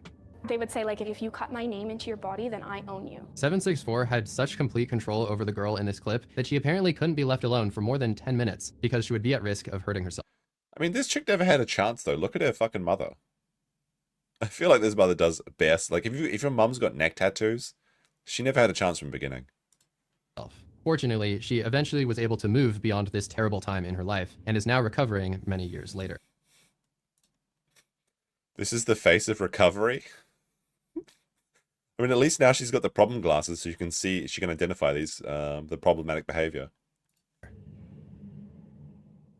Level 6. Potential escape. Okay, this After sounds suffering better. through the first few levels of the cult, some users would try to leave, but escaping 764 was exceptionally difficult. You couldn't just decide to leave the server one day because they would fight back and they would go ahead and deploy all the leverage they had built up against you. For example, one mother disconnected her daughter from the internet because Good. she found out she was covered in cuts and she had heard her talking to 764 members while in the bathtub. It had escalated to the point where the mother said, "If I had not been at the bathroom door, I have no doubt I would have lost my daughter." After she cut off her teen's contact with 764 though, she discovered firsthand what happens to people who try to escape the network. CP images of her were instantly released. The principal at the girl's middle school was harassed several times, and phone calls mentioned how the girl had strangled cats and harmed herself. What the 764 also reported a false emergency event at her residence, which caused a SWAT team to raid their house. This is the type of stuff that any potential escapee would have to endure, and Look, there's a train in the background. for many, this kept them trapped inside. They would receive messages like, "All right, I guess I'ma have to send," alongside other threats to release their photos and sensitive information. In this case, it worked. "No, okay, sorry, I will. What do you want?" I don't need to fix her. She's perfect. I know I'm behind. How far behind, Captain, are you? You're not still watching Red Uncle, are you? I hope not. Yourself. Simple, right? You're like my dog now, on a leash. The bleak reality is that almost nobody left 764, and those who did suffered the consequences. The story better have a Level fucking 7. happy ending where Satanism. everyone's executed. This is the And edgy skinned and flayed branding layer alive. that is always present in all of the levels, but it's also being ordered at level 7 because it has inspired violent crime. Satanism is one of the things that was carried forward from the cult server. So I'm actually very impressed with the level of editing in this video so far. Like, people are saying that it's all made by AI. I don't think that's the case for some of these animations. I feel like this is done by either a Fiverr job or someone that's actually very talented in what is that? What is the one that everyone uses? Blender.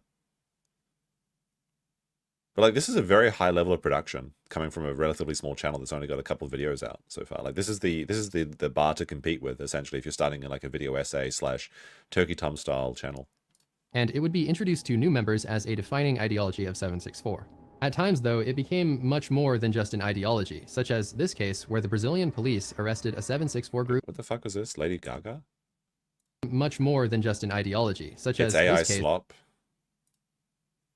I don't know if that's the case though. Like, I'm sure that they use some AI some stuff, but like when you have like the Discord icons being on the the banning conveyor belt, like, it's pretty hard to get the AI to do that with correct legible text.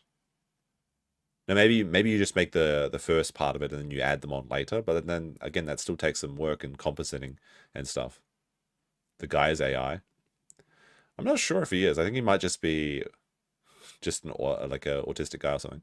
Lady Gaga bomb plot targeted LGBT crowd. Third person planned Satanist ritual, child killing. Brazil authorities tell. Where the Brazilian police arrested a 764 group who was planning an attack on a Lady Gaga concert.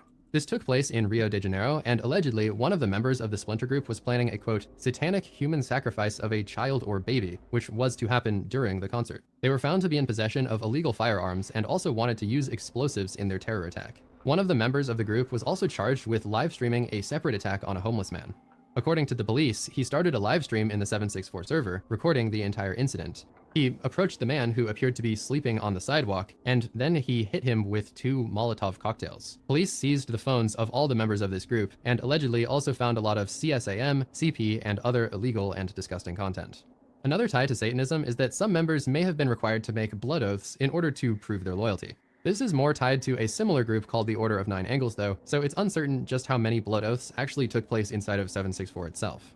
It seems Chandler's even a year old. Sus for AI. That's true though. Like, this is something you've got to check when you go through these things. Not to derail, but sand trains exist. What? Is that true? Is this true, chat?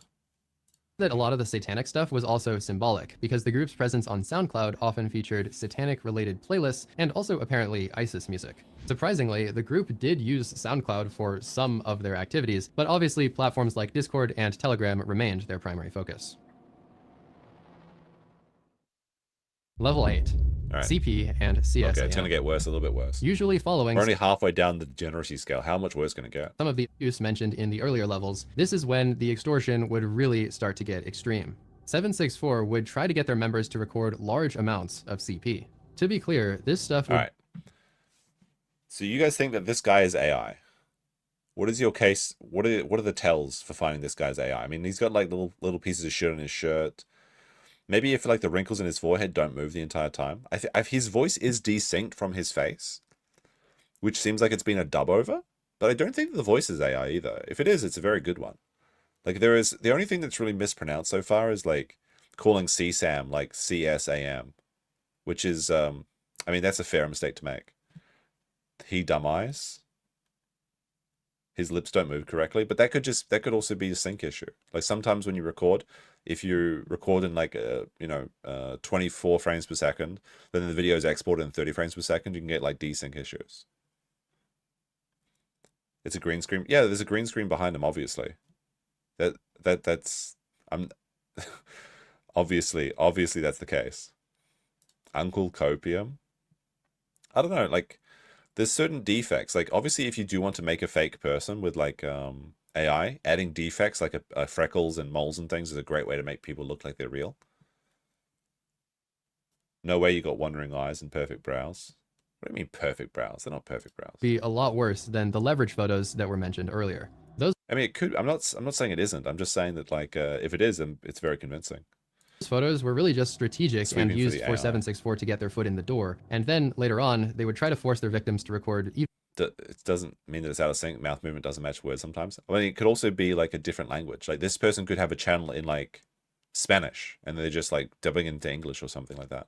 even more extensive and violent content. This form of severe extortion became Bradley's specialty, and he was absolutely obsessed. He would frequently boast about it, saying things See, like this video here, like this animation, I don't think is AI. This looks like a Blender job. If AI is capable of making these sort of, I mean, AI can make this sort of thing, obviously. But like if it's getting to this point where it's very easy and cheap to produce something like this, then, I mean, that's very good for a video essayist, I suppose. like, quote, "I'm known for being a pedophile," to which another user responded, "Felix, the CP god." He groomed countless members and created original content, but he also started amassing a huge storage of CP that he had encountered elsewhere in the com. He claimed to have Actually, audio options will tell you if the original, not necessarily, because YouTubers will like, I know what you're talking about. Like there's like a, usually there's like a dubbing thing here, right? Stable volume is actually a good feature on YouTube, by the way. But like, that's only if it's the YouTube system that's auto dubbing the English. I don't think that that's the case. Like if you have a secondary channel, like a Spanish channel, and then you make a new channel specifically to appeal to the English audience, which is the largest audience on YouTube, then you would just make a secondary channel and you would pay someone to dub it over. Like MrBeast does this with Japanese videos, actually. He makes like, all of his videos are like dubbed by, in a Japanese company, and he's got like a Spanish company as well. And actually, the person that does MrBeast's voice is in Japan, is the same one that is the voice for Naruto, which is actually a woman, which is kind of funny.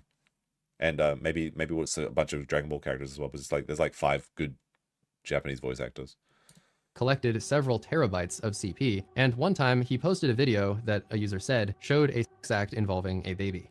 Inside of 764, it really was a culture of kids exploiting other kids in the network, as Bradley was still a minor himself at this time. However, over time, this huge library of content inside of 764 also started to attract much older adults. In this video, one of these adults was in the middle of grooming this girl when her dad walked into the room. Hey, can you hear us? Hello? Yeah, I can hear you. Hey, what's up? Yeah, I'm 27 years old, by the way, and I want your daughter to do stuff for me. Okay, that's fine. I'll report What? you to the police. Oh, I'm sure you will, Okay. fatty. Can you leave the room, though? I'm busy talking with your daughter. I How, like if you're the dad, how do you not just disconnect the thing straight away? just saw her since she's like 16, I'm 27. Make her lift up her shirt. I will be reporting you to the police. Because her father Don't say that. Just report them to the police. Okay, we're back to AI, potentially AI man. I'm not convinced he's AI yet, chat. intervened and stopped her from following orders, the girl realized that I mean, like, there's a lot of like details here that make it seem like it is an AI. I don't think this is AI so far. she was now in danger of being doxxed, Like, one thing you can do is you can like look at the teeth and see if the teeth change shape between all of this, and they seem to be fairly consistent, at least thus far. and the 764 members began threatening her. I don't want them. They're gonna dox me. Do you want to die? Do you want to die tonight? He has 16 fingers. Do you? The call ended abruptly, No, it and doesn't. we do not know what happened afterward. Bradley was participating in this extortion alongside the adult who was speaking during most of the video. Going by the username Moist Nigerian, he was well known in the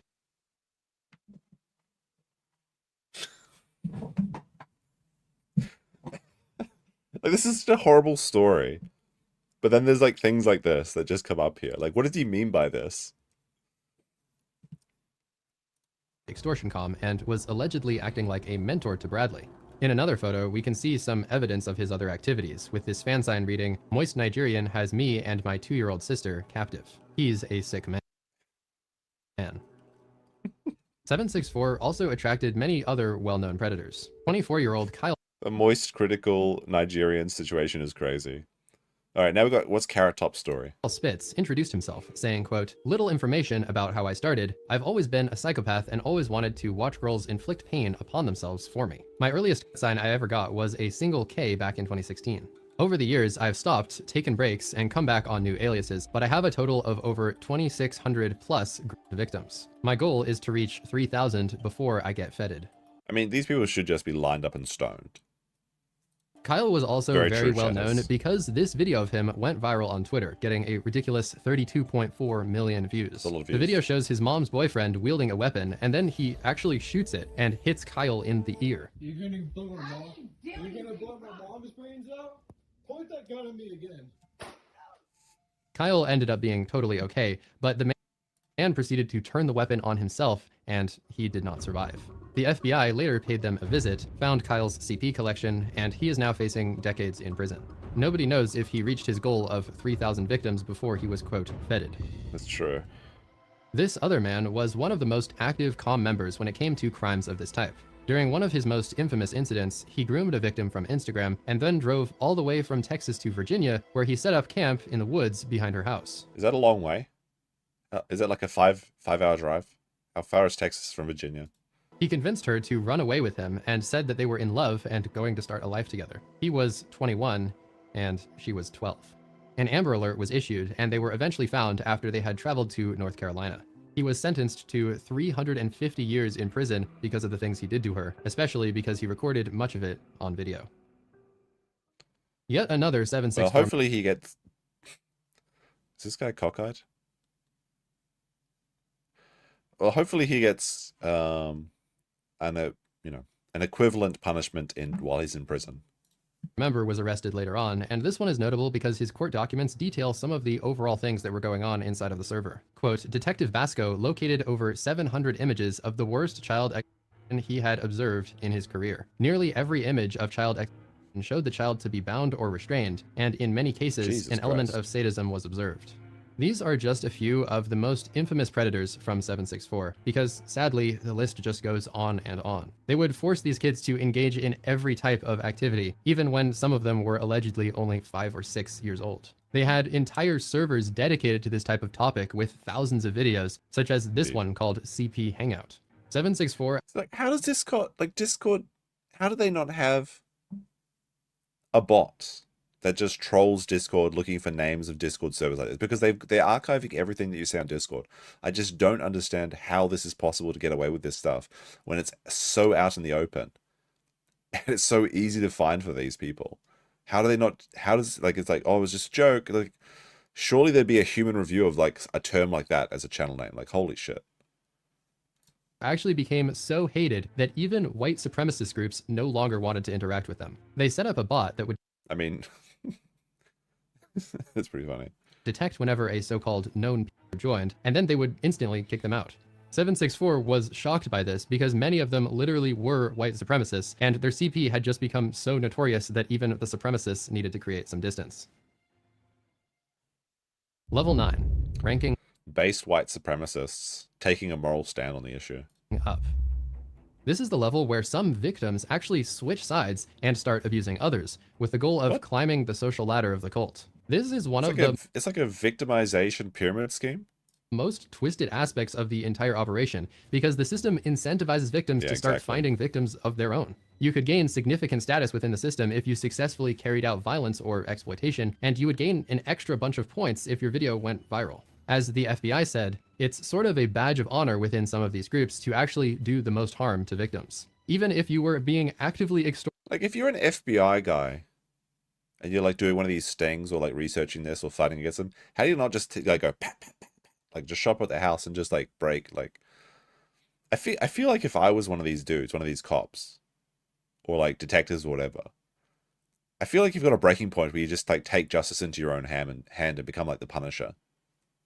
Though, you could still do something very extreme yourself and potentially take the target off your back and become respected within 764. This created a very chaotic culture inside of 764 because basically at all times, most members were trying to extort each other and force them to do insane things on camera. Recording your own violence towards people in real life was also considered to be worthy of respect though, so it wasn't just extorting others. As mentioned earlier, many members would create lore books of their victims, and they would also put their own personal violence in this lore book. Exactly, that's the thing. You'd probably get high fives from the prosecution. And share it with others to increase their rank. The more extreme your lore book was, the more praise you would receive. With this goal in mind of converting new innocent members into perpetrators, 764 created and then widely circulated a handbook that contained tutorials. It was called the Extortion Handbook, a comprehensive guide for perpetrators, and it was so extensive that it apparently Like the Sigma Grindsget culture has gone too far. It's even extending into these like degenerate CP groups. Like holy shit. Earn money. took Blackmail 3 hours anyone. and 48 minutes to read. It talks about strategies for abusing victims ages 13 to 18, but then it also, quote, recommends targeting children under 13 for their vulnerability and lack of digital literacy. What is the correct age for a child to start using the internet? Like when does a child get their first phone these days? I feel like 13 is too young to have unrestricted internet access. Now, when I was 13, I did have internet access that was sometimes unrestricted, but I would have to sneak out in the middle of the night to use it, and then like the dial-up would be like, it was like doing Mission Impossible. I would like sneak out into my lounge because we had one computer with the internet, it had dial-up, and like that dial-up sound at like 3 a.m. Holy shit, that is so fucking loud. 21, 30, 42, 30. This is actually like this is a very important question for, I guess, anyone that's having children, because like it's very easy to say like they shouldn't have any internet or any phones until they're like, 18 or something. But then like, how do they keep up with their contemporaries that are like learning how to use this technology? I still believe that people should never use the internet at all. I feel like there's definitely a time where they should not have any, right? Like into like maybe like 13, 14, they should never be around an internet access by themselves. That isn't monitored, at least. At the very least, it'd have some sort of parental controls. 8 for 10 seems normal for phones, like an iPhone with unrestricted internet access. That's insane. Like in Japan, they have these like they have these phones for kids, which have very limited features, but they're mostly just used for calling your parents and like I guess for tracking and stuff like that. That seems like a good idea to have, because then they can say like, oh, come pick me up, or where to find them and stuff like that. But it doesn't give them like access to all these apps and stuff that are like these hotbeds for like predation. Kids get iPads before they can walk these days. That's just lazy parenting, though. Like, you hate to see it, but it is. I know it is the case in many cases.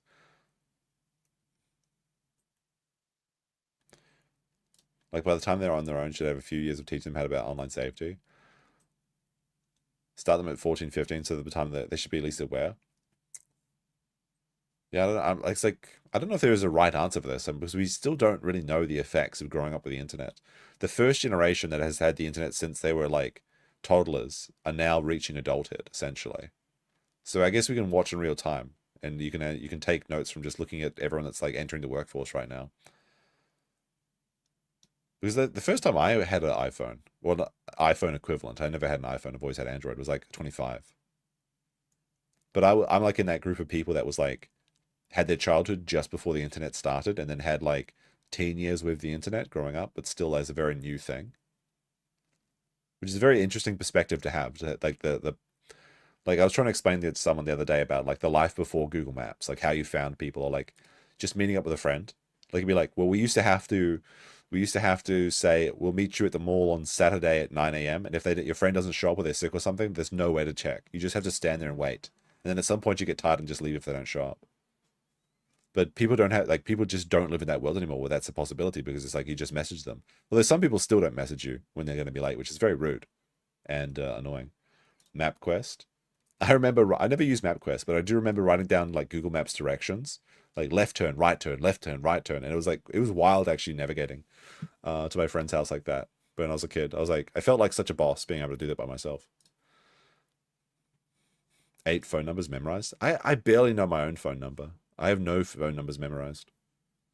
The only reason I have my phone number memorized now is because I've been filling out so many documents recently where I have to write my phone number down. The phone book. The phone book was a wild time. I have a funny phone book story, but it's kind of embarrassing, so I probably won't tell the chat. It's so stupid in retrospect. You know, like when you're a kid and you get away with stuff, but your parents obviously know, but they don't let you know that they know. It's one of those stories. It's so silly. But I felt like I was so sneaky. Tell it? I don't think so. I don't think so. You can use your imagination to figure out probably what it is.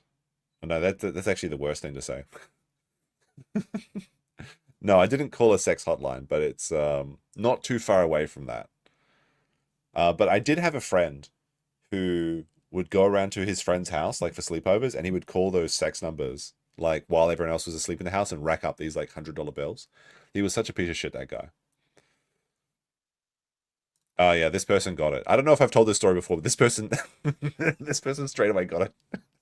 So yeah, back when I was living in New Zealand, the phone book had like, it was just like the yellow pages. It was just a solid yellow pages, but there was one page in every phone book that had like a full color like advertisement for like, I can't remember what it was. It was probably like Penthouse or something. And it was just like a full nudie page inside the phone book. And what happened is, I think I was about 13, 14, and my mum was driving us around to go pick up, we had to go pick up my dad, but we couldn't find him, so we had to call him. So we went, like my mum, like there was no car space, no parking space. So my mum dropped me off and it's like, go use that payphone and call dad and I'll pick you up. And then she drove off. So I walked into the public, like, you know, the telephone box, and I was looking through the yellow pages to look for my dad's phone number, which I should have had, but I didn't. But then there was that page, and then I like ripped out the page. I'm like, oh, I'll be taking this. I'll be taking this. And anyway, then I called my dad and anything. Then I like put the phone down, and the car was parked right outside of the phone, it was right outside of the phone book. So my mum had seen everything. And she's like, what did you rip out of the phone book? And I was like, oh, there was an ad for a job, because I was like, and I want to do a part-time job so I can earn some pocket money. And then she's like, can I see the ad? I'm like, well, no, because I left it. I began to rip it out, but then I left it. Then I left it in the in the phone box. And she's like, well, go get it. So she's like calling my bluff. She's like straight up calling my bluff. And I'm like sweating bullets. I'm like really sweating bullets at this point. So I go back into the phone book, and as it so happens, I left the phone card in there, because at the time, like, it wasn't like it was a payphone, but we had phone cards to pay for things. So it was like a $5 credit on a phone card. So then I was like, I pulled the card out. I was like, then I ran back to the car and said, oh my goodness, look at this. I left the phone card there. What a miracle that I went back and got it. Oh my goodness. And then I guess somehow bullshitted my way out of this and changed the fucking story. She knew though, obviously. But when I was a kid, I was like, oh fuck, I got away with it. But clearly she knew. I mean, obviously she knew, right? She had to have known. But then she was like, she's doing like that black guy, like stare, like, man, I was like panicking big time, like because I fully ripped the page out and like folded up, put it in my pocket, then I turned around and she was just like staring straight at me. But she knew, she fucking knew. But like, you know, parents kind of let kids get away with that sort of stuff, I guess. Oh dear. Oh dear. Tankrat says, good evening, meme and chat. How's everyone doing? I'm not doing so good. I'm like, I got a cold or some shit. But how's it going? I should have said it was a game showing video game store or comic shops. Like, I didn't give a shit about comic books when I was a kid. The comic books are lame. I'm not a fan of comic books. I did like game shops though. We'd always go to the game shop. Hey, look, you have no idea, or maybe you do. When you're a 13, 14-year-old before the internet, and there's look. There would be days where the correct junk mail would come in, and I'd be like, I'll go check the mail. Hold on, there's one Simpsons reference I have to play for this. Let me see this.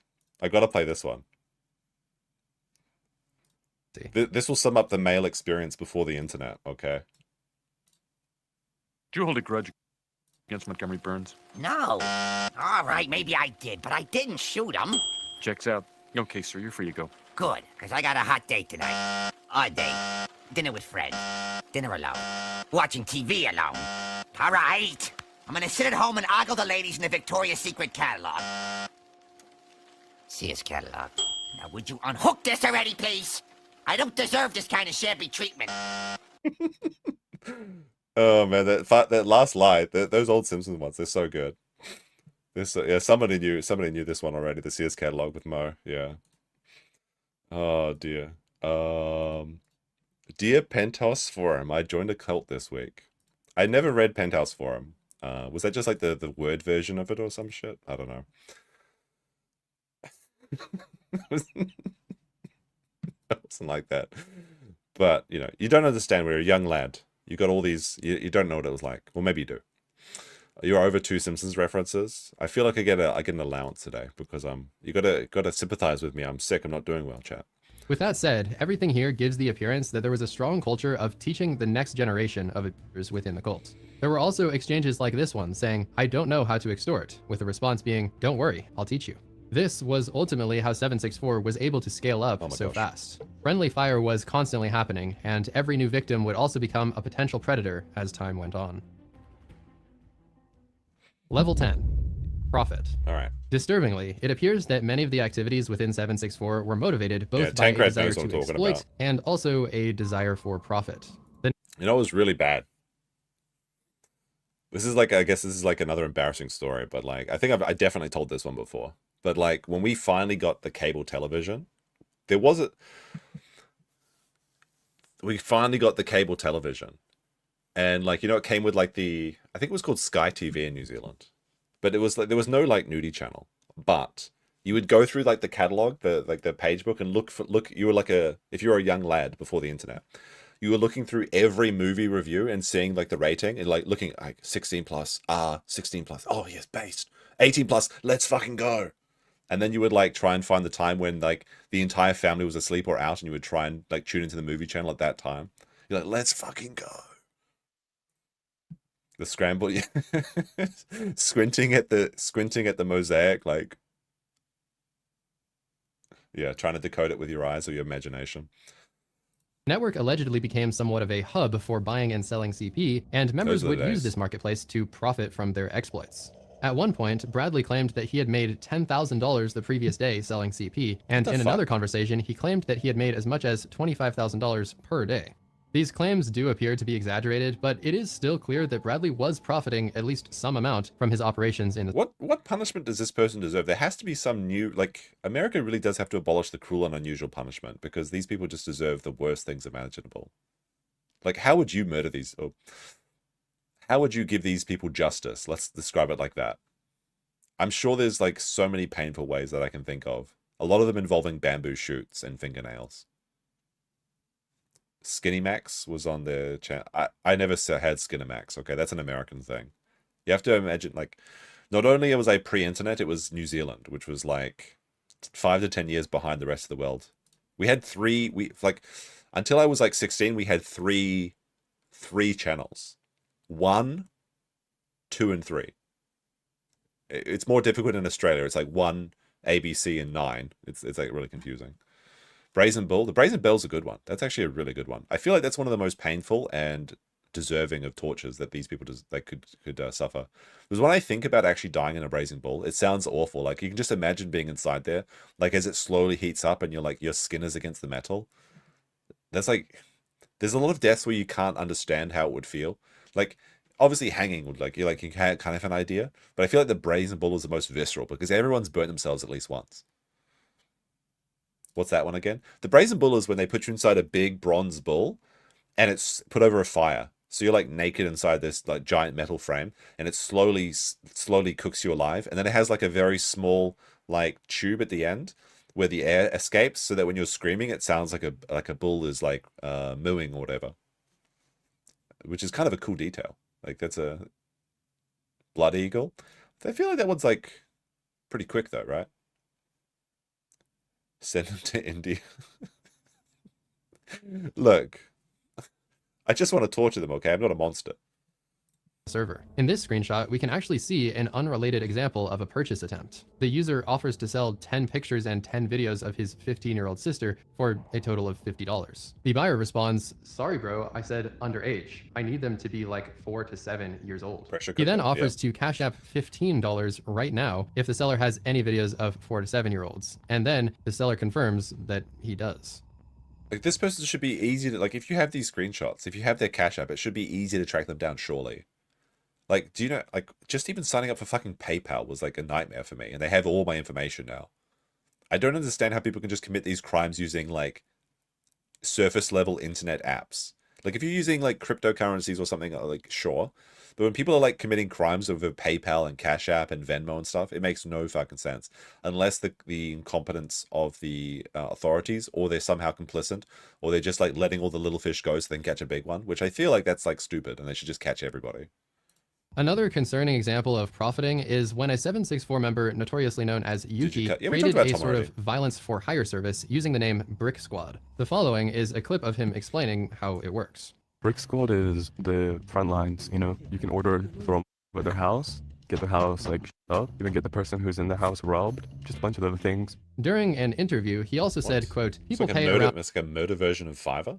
$1,000 for a bricking. Normally, the starting price to shoot up a house is $5,000. If you want someone not looking actually up any killed or shit. kidnapped, that would go for Stabbing. way more. Overall, it is clear that 764 explicitly marketed their group and their activities as a way to make profit. In the aforementioned handbook, one of the sections is literally called Earn Money. It says, easily earn money by selling explicit content you receive from Chatting with my alt because I'm locked out of my main account at the moment. Is this Examoon? Is that who it is? or from your victim. In accordance with all of this, it seems that the Discord server and the WhatsApp groups basically became black markets to fuel their own operations, and it remains unclear just how big the economy became over the years. Look up Lemon Party. I've already got that bookmarked, man. Law enforcement. Before continuing on to the final levels of the cult, it's worth noting what the authorities were doing about all of this obviously illegal activity.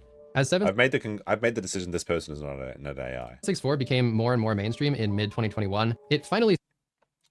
I have a Tub Girl story as well, actually. So when I was a kid, or when I was a teenager, when I was in high school, my friend had a color printer, and he printed out like 100 Tub Girl photos. And he went around and he would just like, this guy was really fucked up, by the way, but we were friends for a while until I realized what a piece of shit he was. But, excuse me. But he would just go around and put like photos of Tub Girl into people's mailboxes, like at random.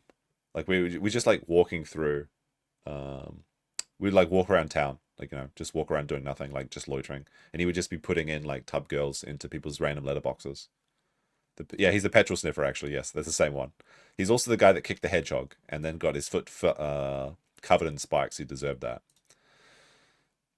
No, I haven't talked to him in many, many years. Like, not since I was a teenager. I mean, I had a lot of shitty friends, like, thinking back. But, I mean, everyone did. I have a few very good friends that I still have around. Started to draw serious attention.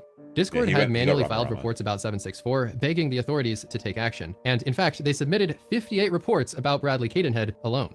This is exactly why Bradley thought he was invincible. But finally, after years of being a sadistic terrorist, police traced him to his mother's 2-bedroom apartment and entered his room, which apparently reeked of body odor. He stinks! And he looks stinky. Was arrested, and this mugshot was taken. He's chinless! He doesn't have any facial hair! He stinks! Oh my goodness. Police seized all of his devices, including this laptop, where they found graphic violence, videos, and CP that included at least 20 images of prepubescent girls. Sometimes, terrorist groups disappear when their leader gets arrested, but 764 would not be one of those groups. As described in the upcoming levels, the cult continued to thrive and even grow after Bradley was out of the picture. Following Bradley's arrest, the cult carried out some of its... Somebody hitting the wall? Can you guys hear that thudding? worst activities yet, and this is where it got so bad that the FBI classified 764 as a Tier 1 terrorist organization. Good. Tier 1 is the highest possible level of threat in the FBI, and with that in mind, they opened over 250 investigations spanning all 55 of their field offices.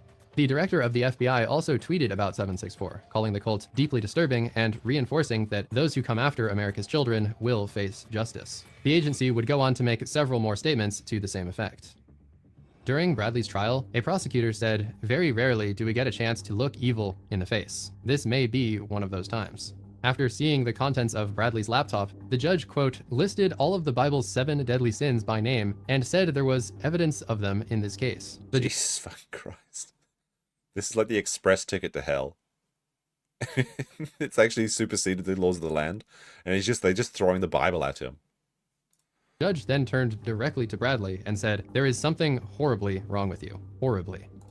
He needs to say that line where it's like, I award you no points and may God have mercy on your soul.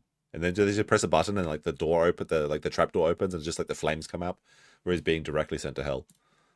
In 2023, Bradley was sentenced to 80 years in prison, but somehow, as of now, he is already eligible for parole on his active sentence. Since he is serving multiple consecutive sentences, though, he will still need to be cleared for those other sentences if he is ever granted parole. So likelihood is he's never getting out. For his first sentence. Additionally, because his cult is still ongoing, Bradley remains a threat and is therefore very unlikely to be released anytime soon. Good.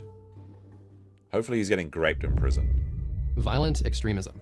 Gore and graphic violence were always considered to be defining elements of 764, but shocking real-life violence and literal terrorism escalated after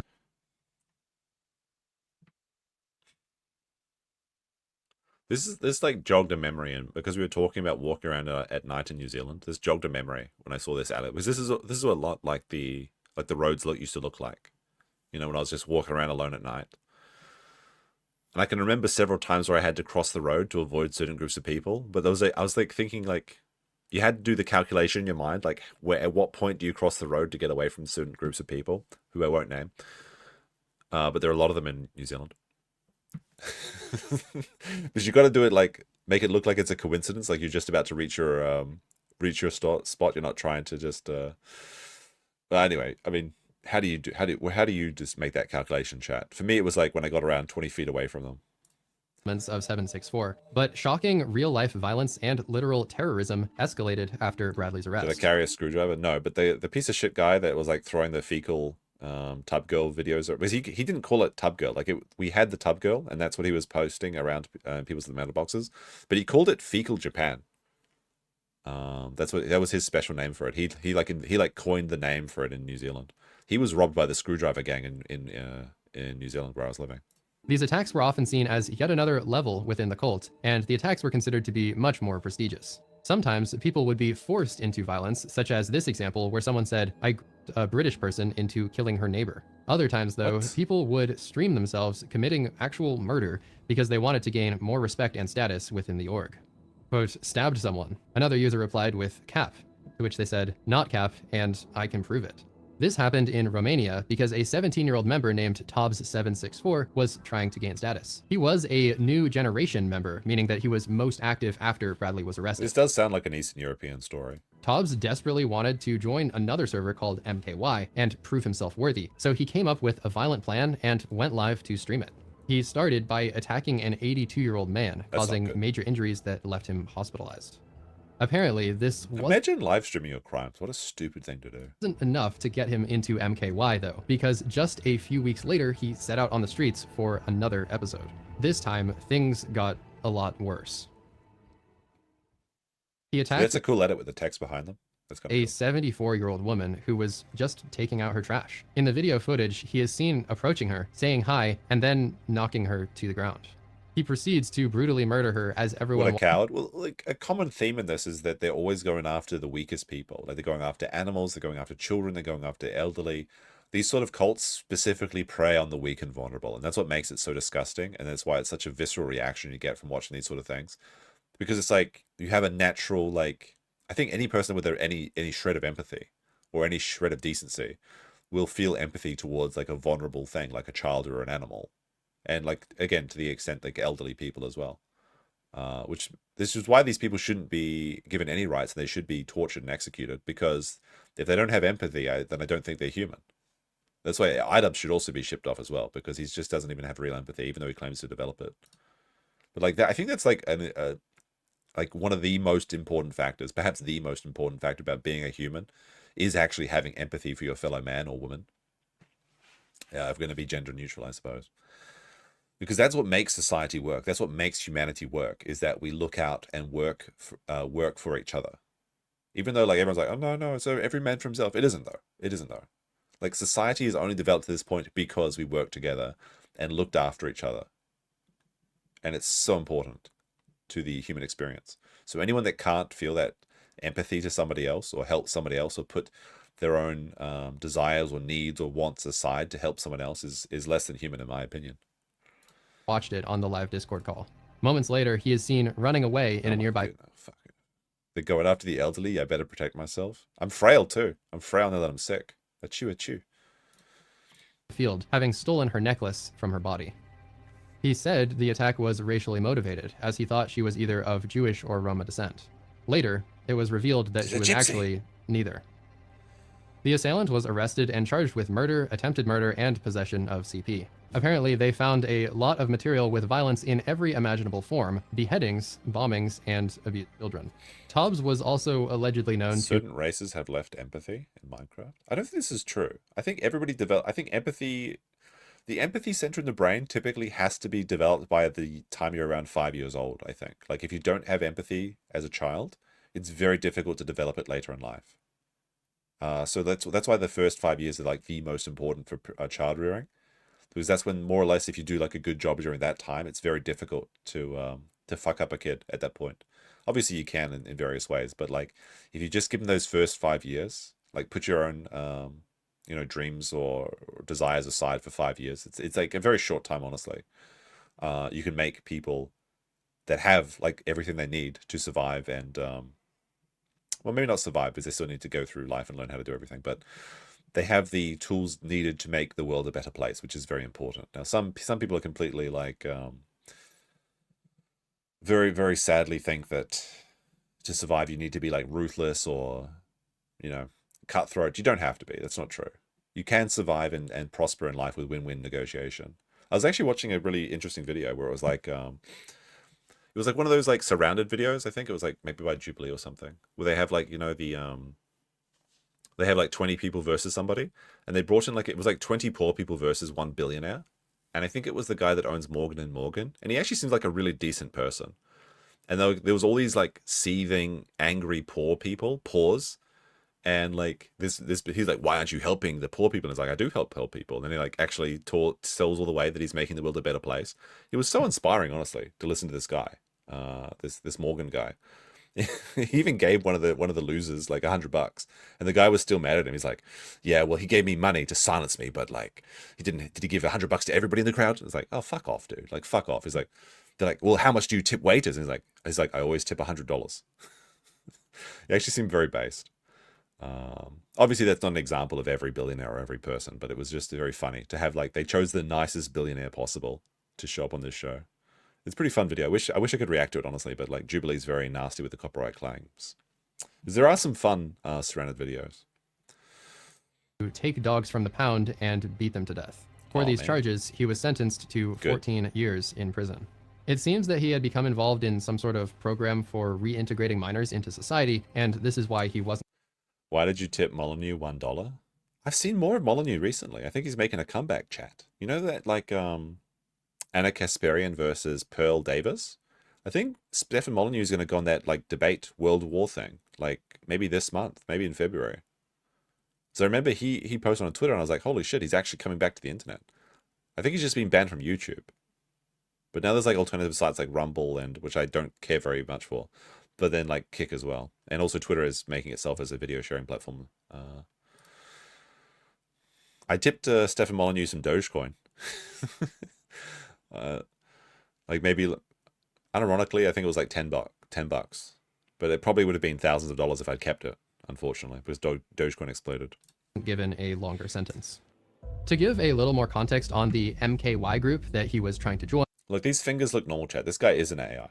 This is a real person. He's just odd. Who the heck is Molyneux?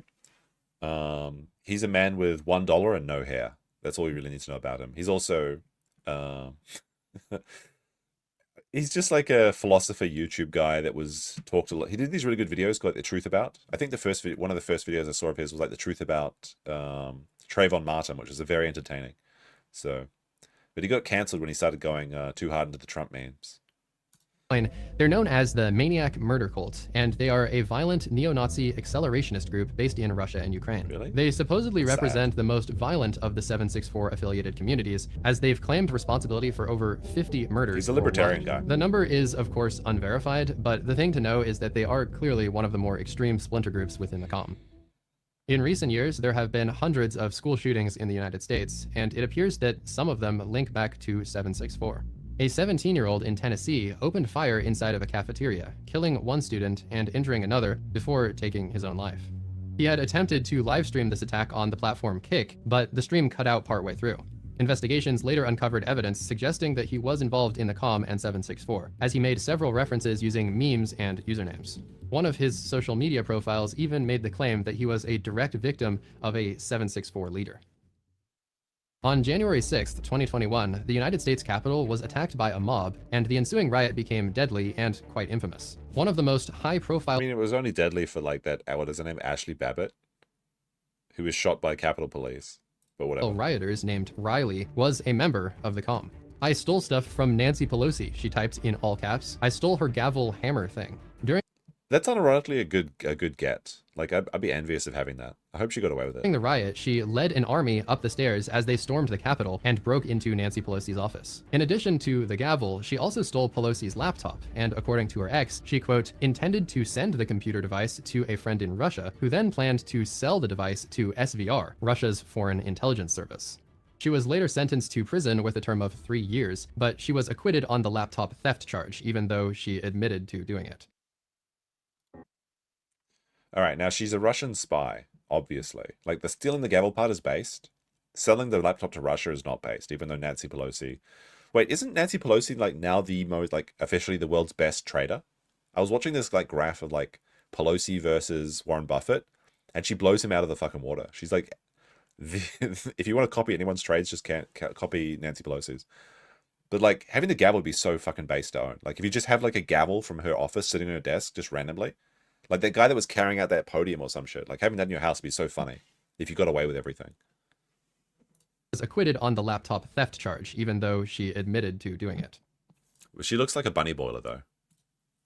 As documented thus far, the violence coming out of 764 would happen for a variety of reasons. Racially motivated stuff was a common theme though, and another incident occurred when a neo-Nazi member planned a mass casualty event in 2023. This member of the comm plotted to dress up as Santa Claus and then give poisoned candy to racial minorities and Jewish children in the streets of New York City.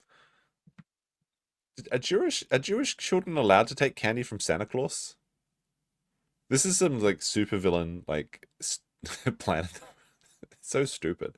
Again, it's like if he was just gonna dress up as Santa Claus, I was kind of on board with that part. But then like they're handing out candy to poison candy to kids, that's like bullshit. Come on, don't do that.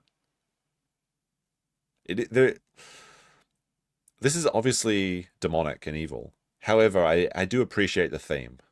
Like there's not enough themed villains these days, you know. Like I was watching Home Alone the other day. And they have like the wet bandits or the sticky bandits. Like people used to have themes. Back in the day, like mobs used to like show up and write their names on things so that you could actually like this bank was robbed by the Brokeback Boys or something, you know. These days there's just no theme. There's no showmanship. Very disappointing. This individual was 21 and allegedly a leader of MKY, which I just told you about. This will not be shown, but he gave step-by-step instructions on exactly how to put the poison into the candies and explained how this was all supposed to happen on New Year's Eve. Luckily, this is... Oh, that's retarded. Like, if you see Santa Claus on New Year's Eve, that's obviously sus. One of the incidents where the FBI actually prevented the attack, as the MKY member unknowingly communicated these plans to an undercover agent who flagged the upcoming deadly event. The man pleaded not guilty, but if convicted, he faces up to 50 years. In that case, authorities did an excellent job of apprehending him before anything could happen, but that was sadly not the case in many other violent extremism cases. To give a final and chilling example, at least 8 attacks in Western Stockholm can be linked to the violence-approving internet movement 764. They reported that many of the victims were elderly and that at least 6 of the attacks were filmed and posted on Telegram channels linked to 764. It seems that multiple members may have been involved, including a 14-year-old boy who is suspected to have carried out several of the knife attacks himself. Because of his age, he cannot and will not be held criminally responsible under Swedish law. Oh my god, for fuck's sake, Swedes. But the whole case really just goes to demonstrate how 764 is able to manipulate kids into doing violence. Evidently, the There's one crazy loophole that gets away with stabbing just being under 15. Like, what the fuck? 764 network itself has had plenty of violent incidents, but this chapter would not be complete without mentioning another adjacent group from the comm. They are called No Lives Matter, or NLM for short. It's kind of a fun thing to say, No Lives Matter. It's like as an edgy thing to say. This group has been partnered on and off over the years with 764, and they have many overlapping members and overlapping ideologies. As you can see here, they like to advertise their partnership with graffiti saying things like NLM 764, No Lives Matter. We strike anywhere, anytime. As you may infer from their name, they do not value any form of life whatsoever, and Why don't they just off themselves? This reminds me of like Smiling Friends clip where the nihilist is about to get shot. He's like, please don't kill me, please don't kill me, please don't kill me, please don't kill me. Hey man, he's like, said nothing mattered, but he was afraid to die, man. It's making me angry, man. So it reminds me of that. often seek to Very end Smiling Friends coded.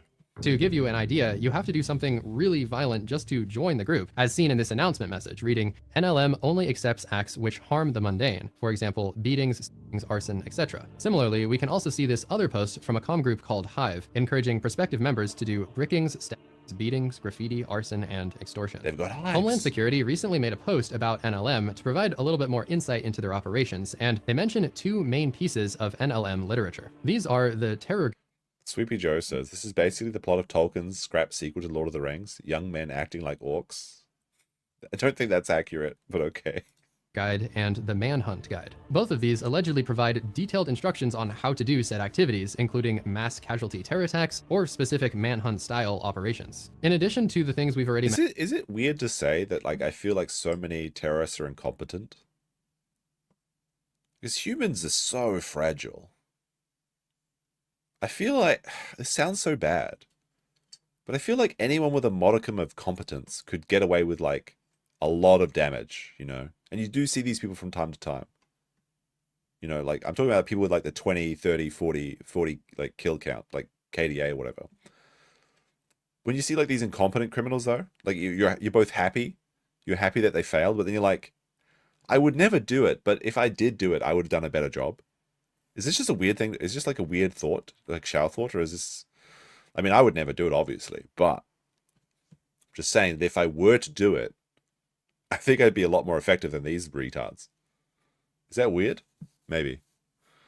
Mentioned, though, the whole NLM ideology is rooted in abolishing all societal norms, as they aim to, quote, spread terror to all who are mundane. Notably, though, they do not want to replace or change anything about society. They simply just want to destroy it and witness its downfall. So they saw Fight Club once and they changed their world. The Department of Justice clarified this as well, saying the 764 network's accelerationist goals include social unrest and the downfall of the current world order, including the US government. Unfortunately, much like the chapter on CP, the violence chapter could go on for approximately 3 hours based on how many cases and splinter groups there are. There is a pattern that remains the same through almost all of these cases, though. A desperate young person records themselves doing an attack, either because they were forced to or because they thought they could impress their audience on the livestream. These cases that were presented here barely scratched the surface, but with that said, it's now time to move to the final level. All right, we've done. This is the edgiest level. Let's see. Level 13. Could actually get... I feel like this isn't as bad, though. Like, I feel like the level 4, like the CP and the animal abuse stuff was worse. Many members of this network have an end goal of forcing their victims to commit suicide on live stream. As you just heard, this is a real broadcast? Was this a real Department of Justice broadcast? Forcing their victims to commit suicide on live stream. As you just heard, this is the ultimate goal of 764. New members slowly progress through the levels and do more and more extreme things until finally they're encouraged to end it all on a live stream. But I mean, if the people that are the ones that are the sextortioners and the people that are distributing the CP do this themselves, I'm not against that though. I feel like this is the happy ending. These people should be doing this in Minecraft. Watching one of these incidents happen was actually... Like, if they're convincing like innocent people to do this, that's fucked up, obviously. But like, if they're just doing that to themselves, good. Like, am I supposed to be upset about this? One of Bradley's personal goals from the very beginning, as he said he wanted to quote, watch someone for real, yeah. Don't forget to stream it. Someone kill themselves in video chat. Luckily, most new members never make it to level 13, but sadly, there are some who did. Should I kill myself? Like, this part is sad. This part is sad. Like, and they shouldn't be doing that. But like, if the actual perpetrators, if the criminals involved in this do that to themselves, I would just like, well, good job. You saved a lot of mess for the rest of us. Yes. Tonight? Yes. What should I do? 764 members provided complete guides in excruciating detail on exactly what to do. They encouraged it, explained it, and apparently loved watching it happen. The videos would be saved and added to a lore book. The experiences were traumatic. I watched a girl herself from her closet, Sophia says, adding that the girl survived. I saw somebody himself right in the face. One of the cases that I personally consider to be the worst involves a 25-year-old man from Minnesota who was in the middle of a mental health struggle when he joined 764. His name was Samuel Hervey, and he found a home in this community. He met another user who went by the name of FMLK, and she was a 15-year-old from Eastern Europe. Recognizing Samuel's struggle and vulnerability, she realized His struggle. that she could take advantage of him. She planned to convince him to take his own life because she wanted to gain status. Wait, Minnesota was mentioned? Did I miss that?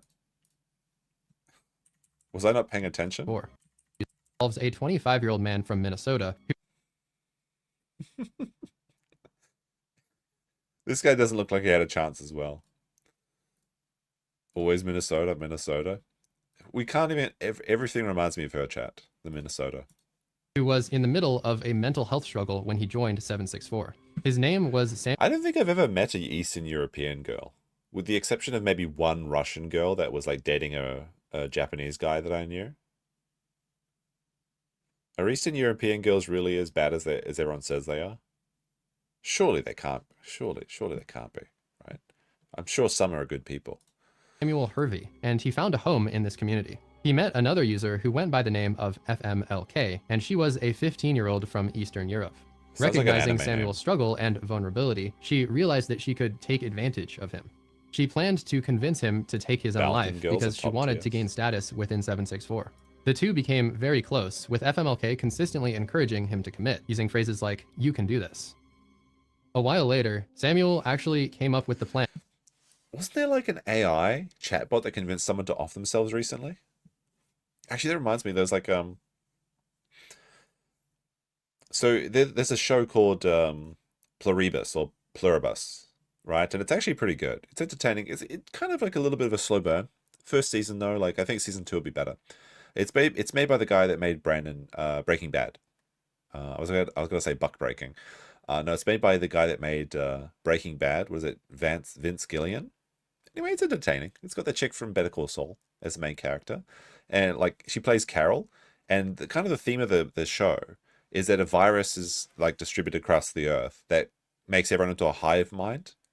So they become like the happy Borg essentially, and they're trying to assimilate everyone, but they can't harm anything. So they're just like an entire planet of people pleasers, and she's just miserable and alone. And they'll like talk to her in sync, like, "Hello, Carol. We'll do anything to meet your demands, Carol." But then they'll use like signboards and stuff to like talk to her as well, like, "Hello, Carol." And as a viral marketing, they were doing this like, "Hello, Carol," or like, "We're sorry, Carol," or "We don't mean to harm you, Carol." And they were doing this as a viral marketing across signs. But one thing happened is it was also being broadcast on these smart fridges. So like if you have like this Samsung smart fridge, then you could get ads on your fridge, which is stupid. Like, you know, it's retarded to get ads on your fridge, but some people get ads on their fridge. And one of these Pluribus ads was displayed on this Samsung smart fridge where it said like, "We don't mean any harm, Carol," something like that. But it just so happened that the woman that owned this fridge was named Carol, and she was also like schizophrenic. So she literally thought that her fridge was talking to her. And the sad thing was, she was actually right. It's just like this crazy coincidence where this person that just happened to have this smart fridge with ads on it also happened to be named Carol and was like a schizo or some shit. I should do like a story about that, actually, like a short video about that, because it's such an interesting story. Like it's such an unfortunate little coinkydink. Fun show though. It's a fun show though. I'm looking forward to season 2. The thing that's really funny about that show is there's like this autistic Peruvian guy that's also one of the survivors, and he's got like major main character energy. It's kind of like when you're watching Better Call Saul, and it's like a Mike episode or something, and you're like cheering for Mike. It's kind of like that. Where you're more interested in the Mike story than the Jimmy story. On how he was going to do it, and he announced his upcoming death to the server 1 week before the incident. Quote, "Dude, I'm gonna kill myself, because it's the only way to love myself, I guess." As the time drew closer, he wrote, "Today is the second to last day of my life. I bought the gasoline today, right?" They could have put in a really cheeky edit where it's like the dawn of the final day, 24 hours remain. That's why I shouldn't do these videos. Like, I want to make videos like this. It's always like my daydream, like, oh, I'm going to start making like the video essay videos and get like millions of views and stuff like that. If I was editing that video, that's what I would have done. Like, dawn of the final day, 24 hours remain. And that's a bit cheeky. But I can't help myself with the dark humor. Now, I kind of feel like it was always meant to end like this. Reading those messages, everyone knew what he was going to do. The Discord members were looking forward to watching it all go down, and FMLK was probably excited about trying to rank She has a penis, right? This is almost certainly a dude. up. On the day of the incident, Samuel made the announcement that he would be live streaming his death. He got on a bus and traveled to the base of a snow-covered mountain, and then hiked all the way to the top. Oh my god, is he going to lean into the, like, bleeding out in the snow memes? This is something that men are doing now, is they're posting snow photos and saying, like, this would be the perfect place to bleed out in. Like, for me, where is it? Hold on. So I showed you the video where the train was going through the tunnel, right? Like this one. So you can actually see the train track there, but like the day before, the snow was falling. There's so much that you couldn't even see the train tracks, and the trains weren't running. So where is it? Where the fuck is this video? Hold on. It's like this train track here. This is a pretty good spot to bleed out in the snow in. Maybe I'd also recommend like, let me see, which would be a good one to do. Maybe here. This is a good spot to lay down and bleed out in the snow in. Very, very aesthetic little spot here. All right. Once there, he started the stream in the Discord, and at least 29 other members joined to witness it live. Among them, FMLK was there to encourage him and make sure that he followed through. Samuel talked to other members in the audience for a few minutes, but then he decided it was time. He propped up his phone to give a clear view and proceeded to light himself on fire. As he lay there dying for the next several minutes, the Discord audience reacted in about the most psychopathic way you could possibly imagine. Did they spam fire emojis in the chat? Hey, shout out to Discord people. Shout out to Xanax. Shout out to 764. Shout out to everyone. Big shout out to Money and big shout out to FMLK. And we gotta say, he took himself. 6323 is better than 764. That's the worst death possible, man. I mean, these guys are fucked up, but I agree with that point of view. Like, burning to death seems like the worst way to go. I feel like that's my top tier death I don't want to do. I think I would take freezing and drowning over burning any day of the week. It didn't even drop an F. It's fucked up, but all you can do is laugh about these situations, surely. The 764 members sat. Oh, that would have been like the second he sets himself on fire, the Russian chick stands up and shows her dick and is like, haha, I had a penis all along. And he's like, no. There celebrating, laughing, and calling it, quote, so funny, until eventually he stopped moving. In their typical sadistic fashion, it appears as though 764 members were thoroughly enjoying this activity. FMLK was heard in the clip, giving herself a shout-out and ensuring that she would get credit for the incident. She later described how she celebrated Samuel's death as a big moment for her own advancement, saying, quote, I was getting my big break. It was a competition of who could do the worst thing, so obviously I felt very cool. 4 months later, FMLK would go on to claim that she had lured another suicidal girl to the server and similarly convinced her to stream her death. She also admitted to arson, saying that she set fire to a dry grass field that was nearby a rural village and recorded a Jeff Bird with the... That's the joke. That's the joke, Jeff. Okay. It was 2 hours ago. I was wondering if anyone picked up on that joke about Washington being a name. Yeah. Basically every place name is a person name as well. That's the joke. I thought that was really funny, but nobody picked up on it. My genius is often overlooked in the chat. They think I'm just being retarded, but actually it's all calculated. video of the fire spreading to the nearby buildings. All of these things were archived, shared inside of lorebooks, and used to increase her standing in the comm. When told about the details of his passing, Samuel's mother was obviously very upset, and also just realized that Jeff is watching this on replay, and he just got to that point 2 hours ago. So like he'll in 2 hours from now he'll respond, I suppose. Put some blame on the platform for not taking action. Samuel had posted his plans a full week in advance, so she said, quote, Discord should have been monitoring better. It's all very sad. As a further demonstration of Discord's behavior, FMLK wasn't even banned until 3 years after the incident, and as you all know, she probably just made a new account anyway. Surprisingly, I also could not find any evidence that she was ever charged for actions. As seen here, FMLK agreed to be interviewed by the Post for an article, but only under the condition of anonymity. At the time, I mean, they should have got the interview and then exposed her real name. Fuck her. She convinced somebody to kill themselves. It's like, okay, yeah, sure, it'll be anonymous. Then they expose her. Like, oh no, you expose an internet, like, monster. Oh no, how terrible. Time of recording this video, a developing case on this level is centered around a 20-year-old man from Germany. He allegedly coerced a 13-year-old American boy into killing himself while on a livestream video. Because this case is so new, there is not a lot of detail about what happened, but there does seem to be a lot of evidence against the German man. It's like a failed look maxing. This is what happens if you actually listen to Clavicular's, like, advice about taking meth to have hollow cheeks. You end up looking retarded like this dude. Who was apparently a high-ranking member of 764.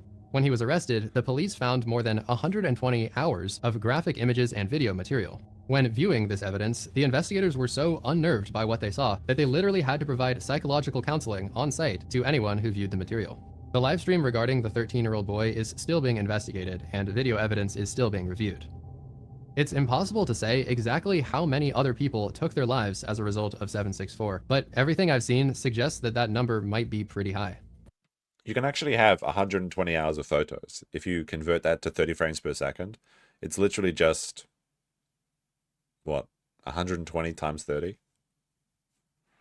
Yuki, who was mentioned earlier, was allegedly connected... Which I think, isn't that just like, what, 360? Nice. Wait, no. Fuck! Fuck, I fucked it up. It's not that. That would be 1 frame per minute. No, it would be 30.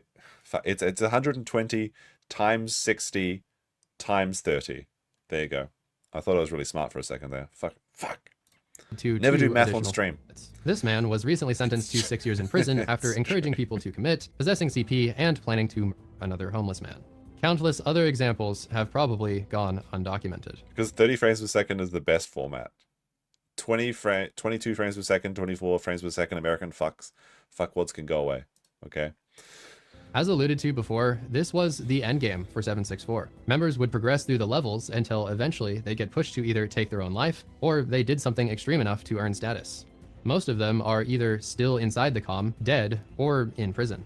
Regardless of what path a new member ends up taking though, their journey invariably leads them to some form of nihilistic extremism.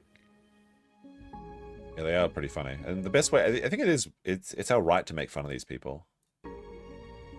They want to, because they want to be seen as cool and edgy and like powerful. So I think making fun of them is actually very important. Mock them for what they deserve. I had no other option but to give them what they wanted, to quit or tap out. So I thought. I was rescued and I was taught how to fight. Now I will never stop fighting for myself and for others, because I am a survivor and you can be too. Evolving 764. The network still exists today, and it continues to change as time goes on. Based, it's not in Japan. Sydney bros. There's like one Sydney bro as part of this cult. New Zealand is safe too. This map actually includes New Zealand, which is a rare one as well. You know what's funny is like New Zealand women went to like Kazakhstan or something, and then she got detained at the border because their map didn't actually have New Zealand on it, and they thought that she had a completely fake passport. It is shocking just how long things went on before they faced any major resistance, but in the past couple years, the FBI and other international agencies have begun fighting aggressively. Discord finally started banning more people, but unfortunately, as we saw earlier, it's not difficult for them to just make a new account. Can I just IP ban them though? Discord reportedly banned 34,000 accounts in 2023 alone, and if we extrapolate a little, we can guess that they've now banned probably over 100,000 accounts directly tied to 764. That's insane though, like there's that many people that are involved in this group. Like if this was total Discord bans, that would be one thing, but these are just 100,000 linked to that cult in particular. Discord likes to flex these stats for publicity reasons, but the truth is, their moderation could still... Pretty easy to detect when you have a VPN though. Definitely be improved. I found this post from just a few months ago where someone said they reported a 764 cut sign, but Discord, quote, decided not to take action on the content you identified. Roblox is also far from bulletproof and has gone through... Wait, is that Schwepp's channel? Decided not to take action on the content you identified. Roblox is also... Yeah, Schwepp. He's now doing a new project against... I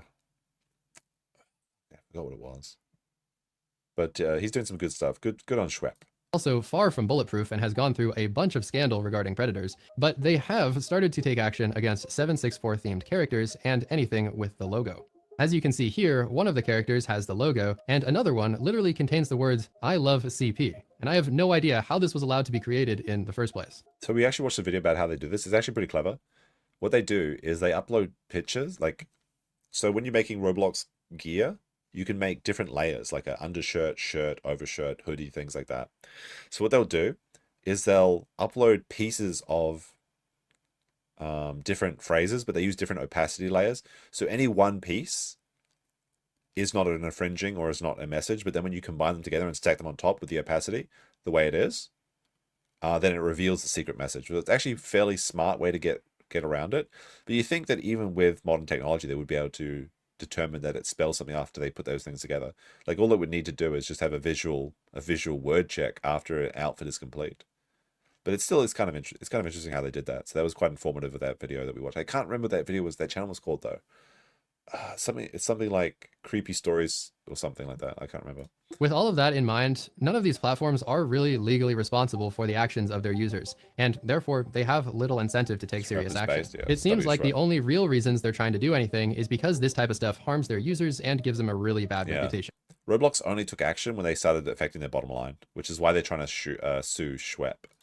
Especially when people watch videos like this one.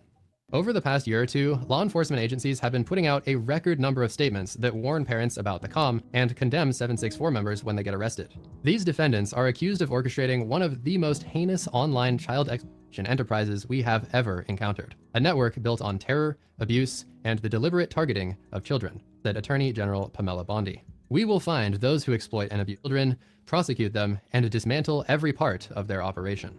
From a high level, all of this attention has caused 764 to become more discreet about their operations, but make no mistake, 764 might be recognized, but they are not defeated. Even after the FBI executed hundreds of investigations, they reportedly observed a quote, sharp increase in 764 and related activity.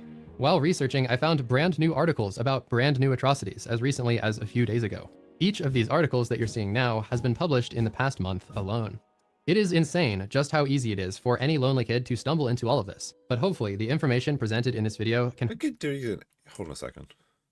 Just how easy it is for any lonely kid to stumble into all of this, but is that literally just him pictured with air fryer? Is that an air fryer, chat? I actually have never seen an air fryer in real life. It looks like he's about to stick some stuff in the air fryer though, right? Is that what's going on here? Pictured here with air fryer. My child that like was nice air fryer though. The animal in the air fryer. Oh no, the hair fryer. Is air frying actually good? Because I want to make it like. I realize that I have a massive craving for a chicken palm. I haven't had one in like a decade, and there's no chicken palm restaurant in all of Japan. So I'm thinking about making a chicken palm this weekend. If I air fried the chicken, would it be better? Is it the way to go? Air fryers are amazing. Bro, they're goated. It's magnificent. There's a lot of air fryer W's in the chat. What the fuck? Doom says, I don't bone white women. He has never seen an air fryer. I have not. Okay? I'm a rice cooker, not an air fryer. But hopefully the information presented in this video can help someone recognize the warning signs at level 1. Or should I check Amazon for an air fryer right now and buy it? Ideally, help someone steer clear from this group entirely. No matter what happens though. Do Americans not have chicken parmesan? Chicken palm? It's pretty popular in Australia. It's just like breaded chicken cutlet, like, or chicken schnitzel, covered in like pasta sauce and then like mozzarella, and then you bake it so that it melts. Do not let them get that first piece of leverage. As they told her, that is just step 1. Turnip says, saves big on big oven. Bro, every house in Japan is saving money on an oven because ovens don't exist in Japan, okay? We have stovetop counters cookings only. I had to buy a small oven that the chat made fun of me for. Like, because they say it's like a easy bake oven or some shit. There is no ovens in any Japanese house. So I'm already saving as maximum on my oven bills. Okay. Love chicken parm. We have chicken parm in New Jersey. Air fryer. Do I need to make an air fryer goal? If we hit the air fryer goal, I'll buy one. How much? I don't know. Let me disable my screen view for a second and actually have a look on Amazon. How much could an air fryer cost? It's one banana, Michael. How much could it cost? $10? Wait, hold on. Let's see if air fryers actually exist in Japan. Air fryer made in Japan. I could buy an air fryer for as little as $100. Wait, that's not an air fryer. Oh wait, no, here it is. Bestseller. The Corseri air fryer, non-frying. It's a 4-liter air fryer. Looks pretty good. I mean, it's pretty cheap. Maybe I should get one. Don't know. I'm not going to show you my Amazon cart though. That's not going to happen. So stop asking. All right. This video is almost over, and I'm sick and I want to go to bed.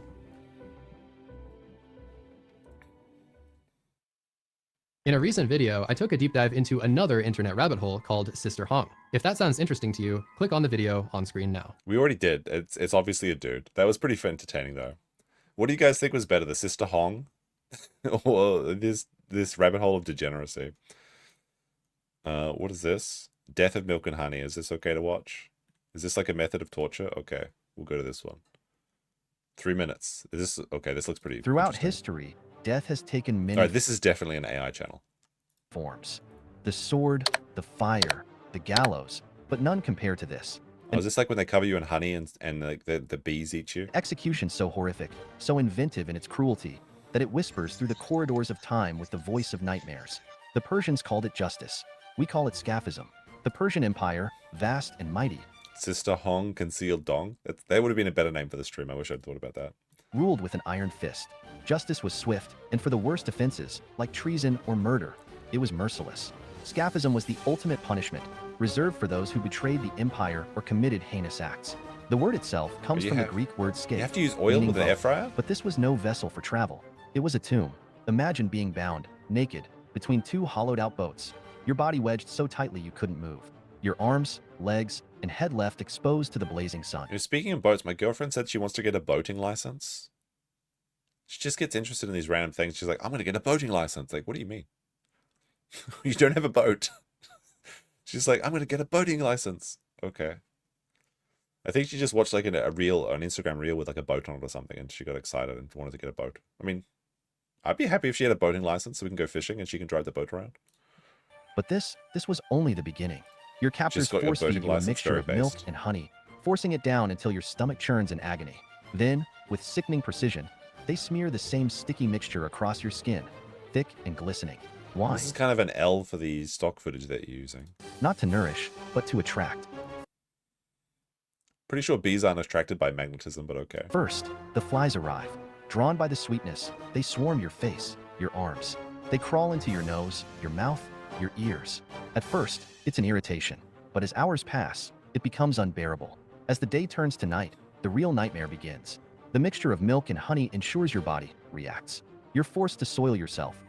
Has anyone ever owned this before? Like this honey ladle thing, spoon? Has anyone ever owned one of these before in their real life? It's in every fucking honey commercial. But like only 1 in 100 kitchens actually has this tool. The stench mixing with the syrupy sweetness. And this is because this is an AI generated video, like all animated by AI and generated by AI. That's why it has all these different like things. For the air fryer goal suffer. That's actually, unironically, that is 1/10 of the air fryer's cost. So we're 1/10 of the way to the air fryer, chat. You own. Sam, you have 10 minutes to go take a picture of this thing. Find a piece of paper that says write Sam, and then put your little honey hammer, and then post it in Discord. Otherwise, I don't believe you. If that's not posted by midnight tonight, it's over. Brings more than just flies. Ants, beetles, wasps, all hungry, all relentless. You lie there, helpless. Each bite, each sting, is another reminder that death is not coming quickly. Days pass. Your body bloats under the relentless sun. When I was a kid, I was watching these videos of like when they would torture people and stuff, and I was just like, it was always so simple to me. I was just like, well, if this was gonna happen to me, I could just hold my breath. I'd just hold my breath, and so they couldn't torture me to death. It's like not that simple, kiddo. Tiny turkey cooking stream. I'm unironically thinking about doing that. I want to make more cooking videos, but I just haven't got around to it. It's on my endless to-do list. The insects don't just crawl, they burrow. Into your wounds, into your flesh. Maggots feast on the soft tissue, consuming Yummy. you from the outside. But maggots only eat dead flesh. Maggots are actually good to have in a wound because they used to use them in ancient times to cleanse wounds. So this is not a very good AI generated video. Because if you have maggots in your wounds, they'll just specifically eat the dead flesh and remove it from you. Now, if it's a botfly larva, that's a different case entirely. Inside. Why such cruelty? To the Persians, this was justice. Reserved for the most despicable criminals, it sent a message that treachery would be met with unimaginable suffering. No quick sword stroke. Suffering? No blazing pyre. Only the slow, agonizing march toward death, as nature itself Yes, became they still your use the medical executioner. maggots. It's said that scaphism could last for days, even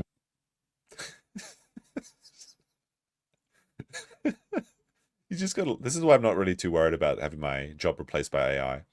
It's like, AI death could last for hours, even days. It's like a 10 minutes, 10 a.m. or what does this mean?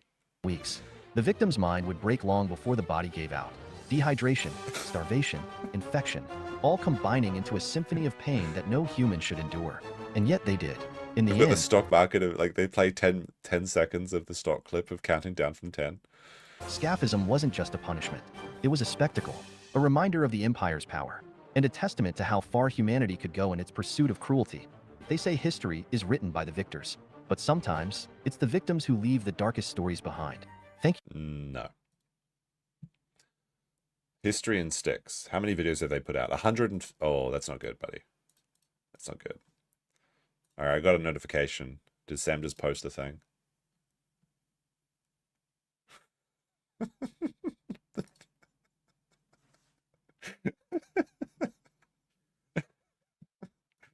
So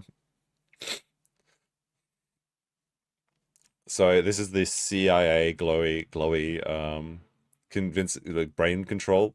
This is very funny. Very, very good. This is exactly what happened, yes. My girlfriend getting brainwashed into getting a boating license. I should buy a boat. The reason she wants a boat is if she wants to go fishing. She's never gone fishing, so she asked me if I could take her fishing. So I'm like, yes, I can take you fishing. But then she's just like, we need to get a boat. I'm like, what? You don't need a boat to go fishing. I mean, it is fun to have a boat to go fishing, though. Well, there's some memes I haven't seen in here. This is a good one, too. But it's not really related to this stream. All right. All right. There we go. All right. This actually checks out. So Sam actually delivered with 15 minutes to spare. That's all right.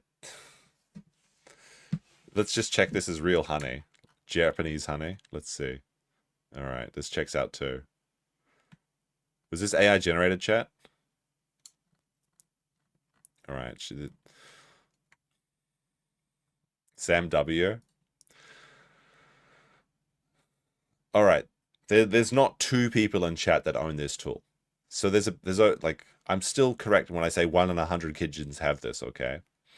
We need at least 4 people for me to be proven wrong. The shadows look off. Should we just bring this into Photoshop and then look for reflections and stuff? I'm just not going to be that mean. All right, Sam W on this one for now. You win this round, Sam. Although it's not as funny as the CIA mind control sending the boat. I'm going to send this to her. Oh, dear.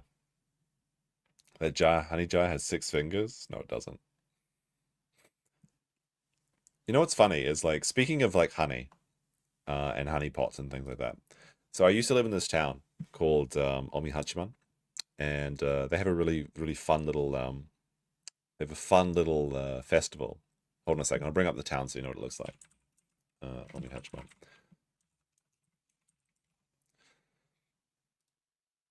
This will probably be the last tangent before I go take a bunch of medicine and go pass out. All right. All right, here we are. So this is the Omihachiman Moat. It's a very cool place. This is where I used to live in Japan. Not here in particular, but this is an old merchant town. And you can follow the moat around here. It's very nice in spring. And there's like a ropeway that goes up to the mountain here. And I very much miss living in this place. There's actually a brewery here now. It's very cool. Love me moat. So you can take a boat ride on this moat, actually. It's very cute. It goes down here. Like this moat goes all the way. These are the canals that goes out to Lake Biwa. Don't worry, the story's going to loop around. Yeah, this is the new brew. Like I love this place. The Two Rabbits. I think this is the best craft beer in Japan, honestly. And they have a really nice little restaurant here too. How big? The town? It's like 300,000 people or something. It's a pretty small Japanese town. Anyway, if you walk down this way, past these Yankees, which are like the naughty Japanese kids, those are definitely those guys are definitely getting drunk during Sakicho, which is a festival that happens in March. But if you walk down here, this particular spot, there's like a guy here, and he sells like puffed rice. I was hoping I could actually find a picture of him. Oh my goodness, we went into the Phantom Zone.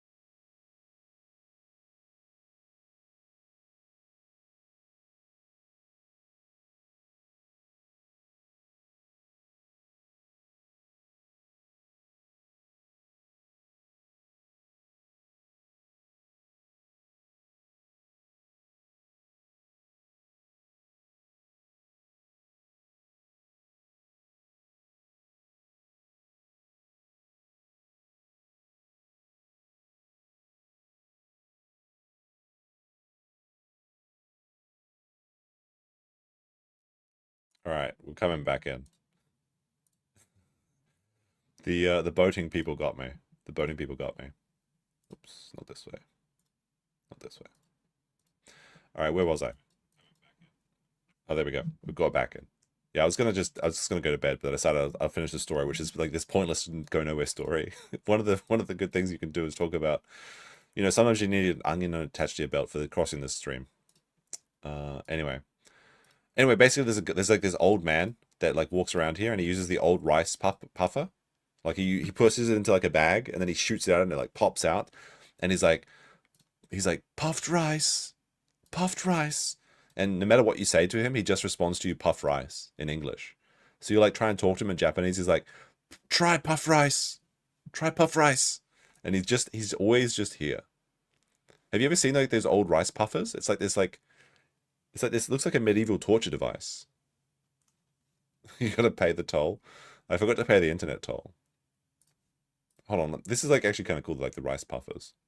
If I search for old fashioned rice poofer. It's like this thing. This isn't quite what it is, but it's like this. It's like this. Here we go. Some Chinese slop for you. So they put it into like this thing like this. And then they spin it around this thing. It's kind of cool. And then they get like a bag. Their rice comes in bags.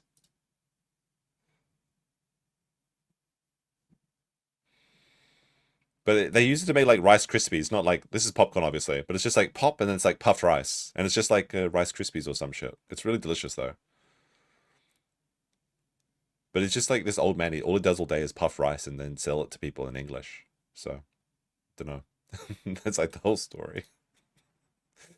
And it doesn't really go very well anywhere. But what is this one? Hold on. What the fuck? All right, not only what the fuck? Someone else in chat has one of these honey things. And not only do they have this thing, they appear to have uranium glass. Why the fuck do you own both uranium glass and one of these honey poppers? That's 2 people in chat. So actually, I said it was 1 in 100. So if there's like 200 people, there's around 200 people, and there's 2 of these things. So I guess that actually perfectly honey stick and thing. I hope you enjoy your irradiated glass. You know, does it glow under the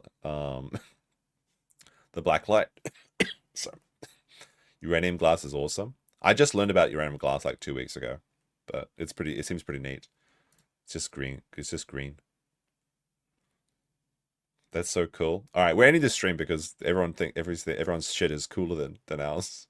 I don't have any uranium glass. I'm uranium glassless. All right, chat. Hopefully I'll be better tomorrow. Maybe we can do another stream, but no promises. Thank you for joining me tonight for this slightly unusual stream, but I had fun. I hope you had fun too. So honeypots in Discord, absolutely true. Peace. And since we ended with my winding story, where do we go with this one? Shit, where is it?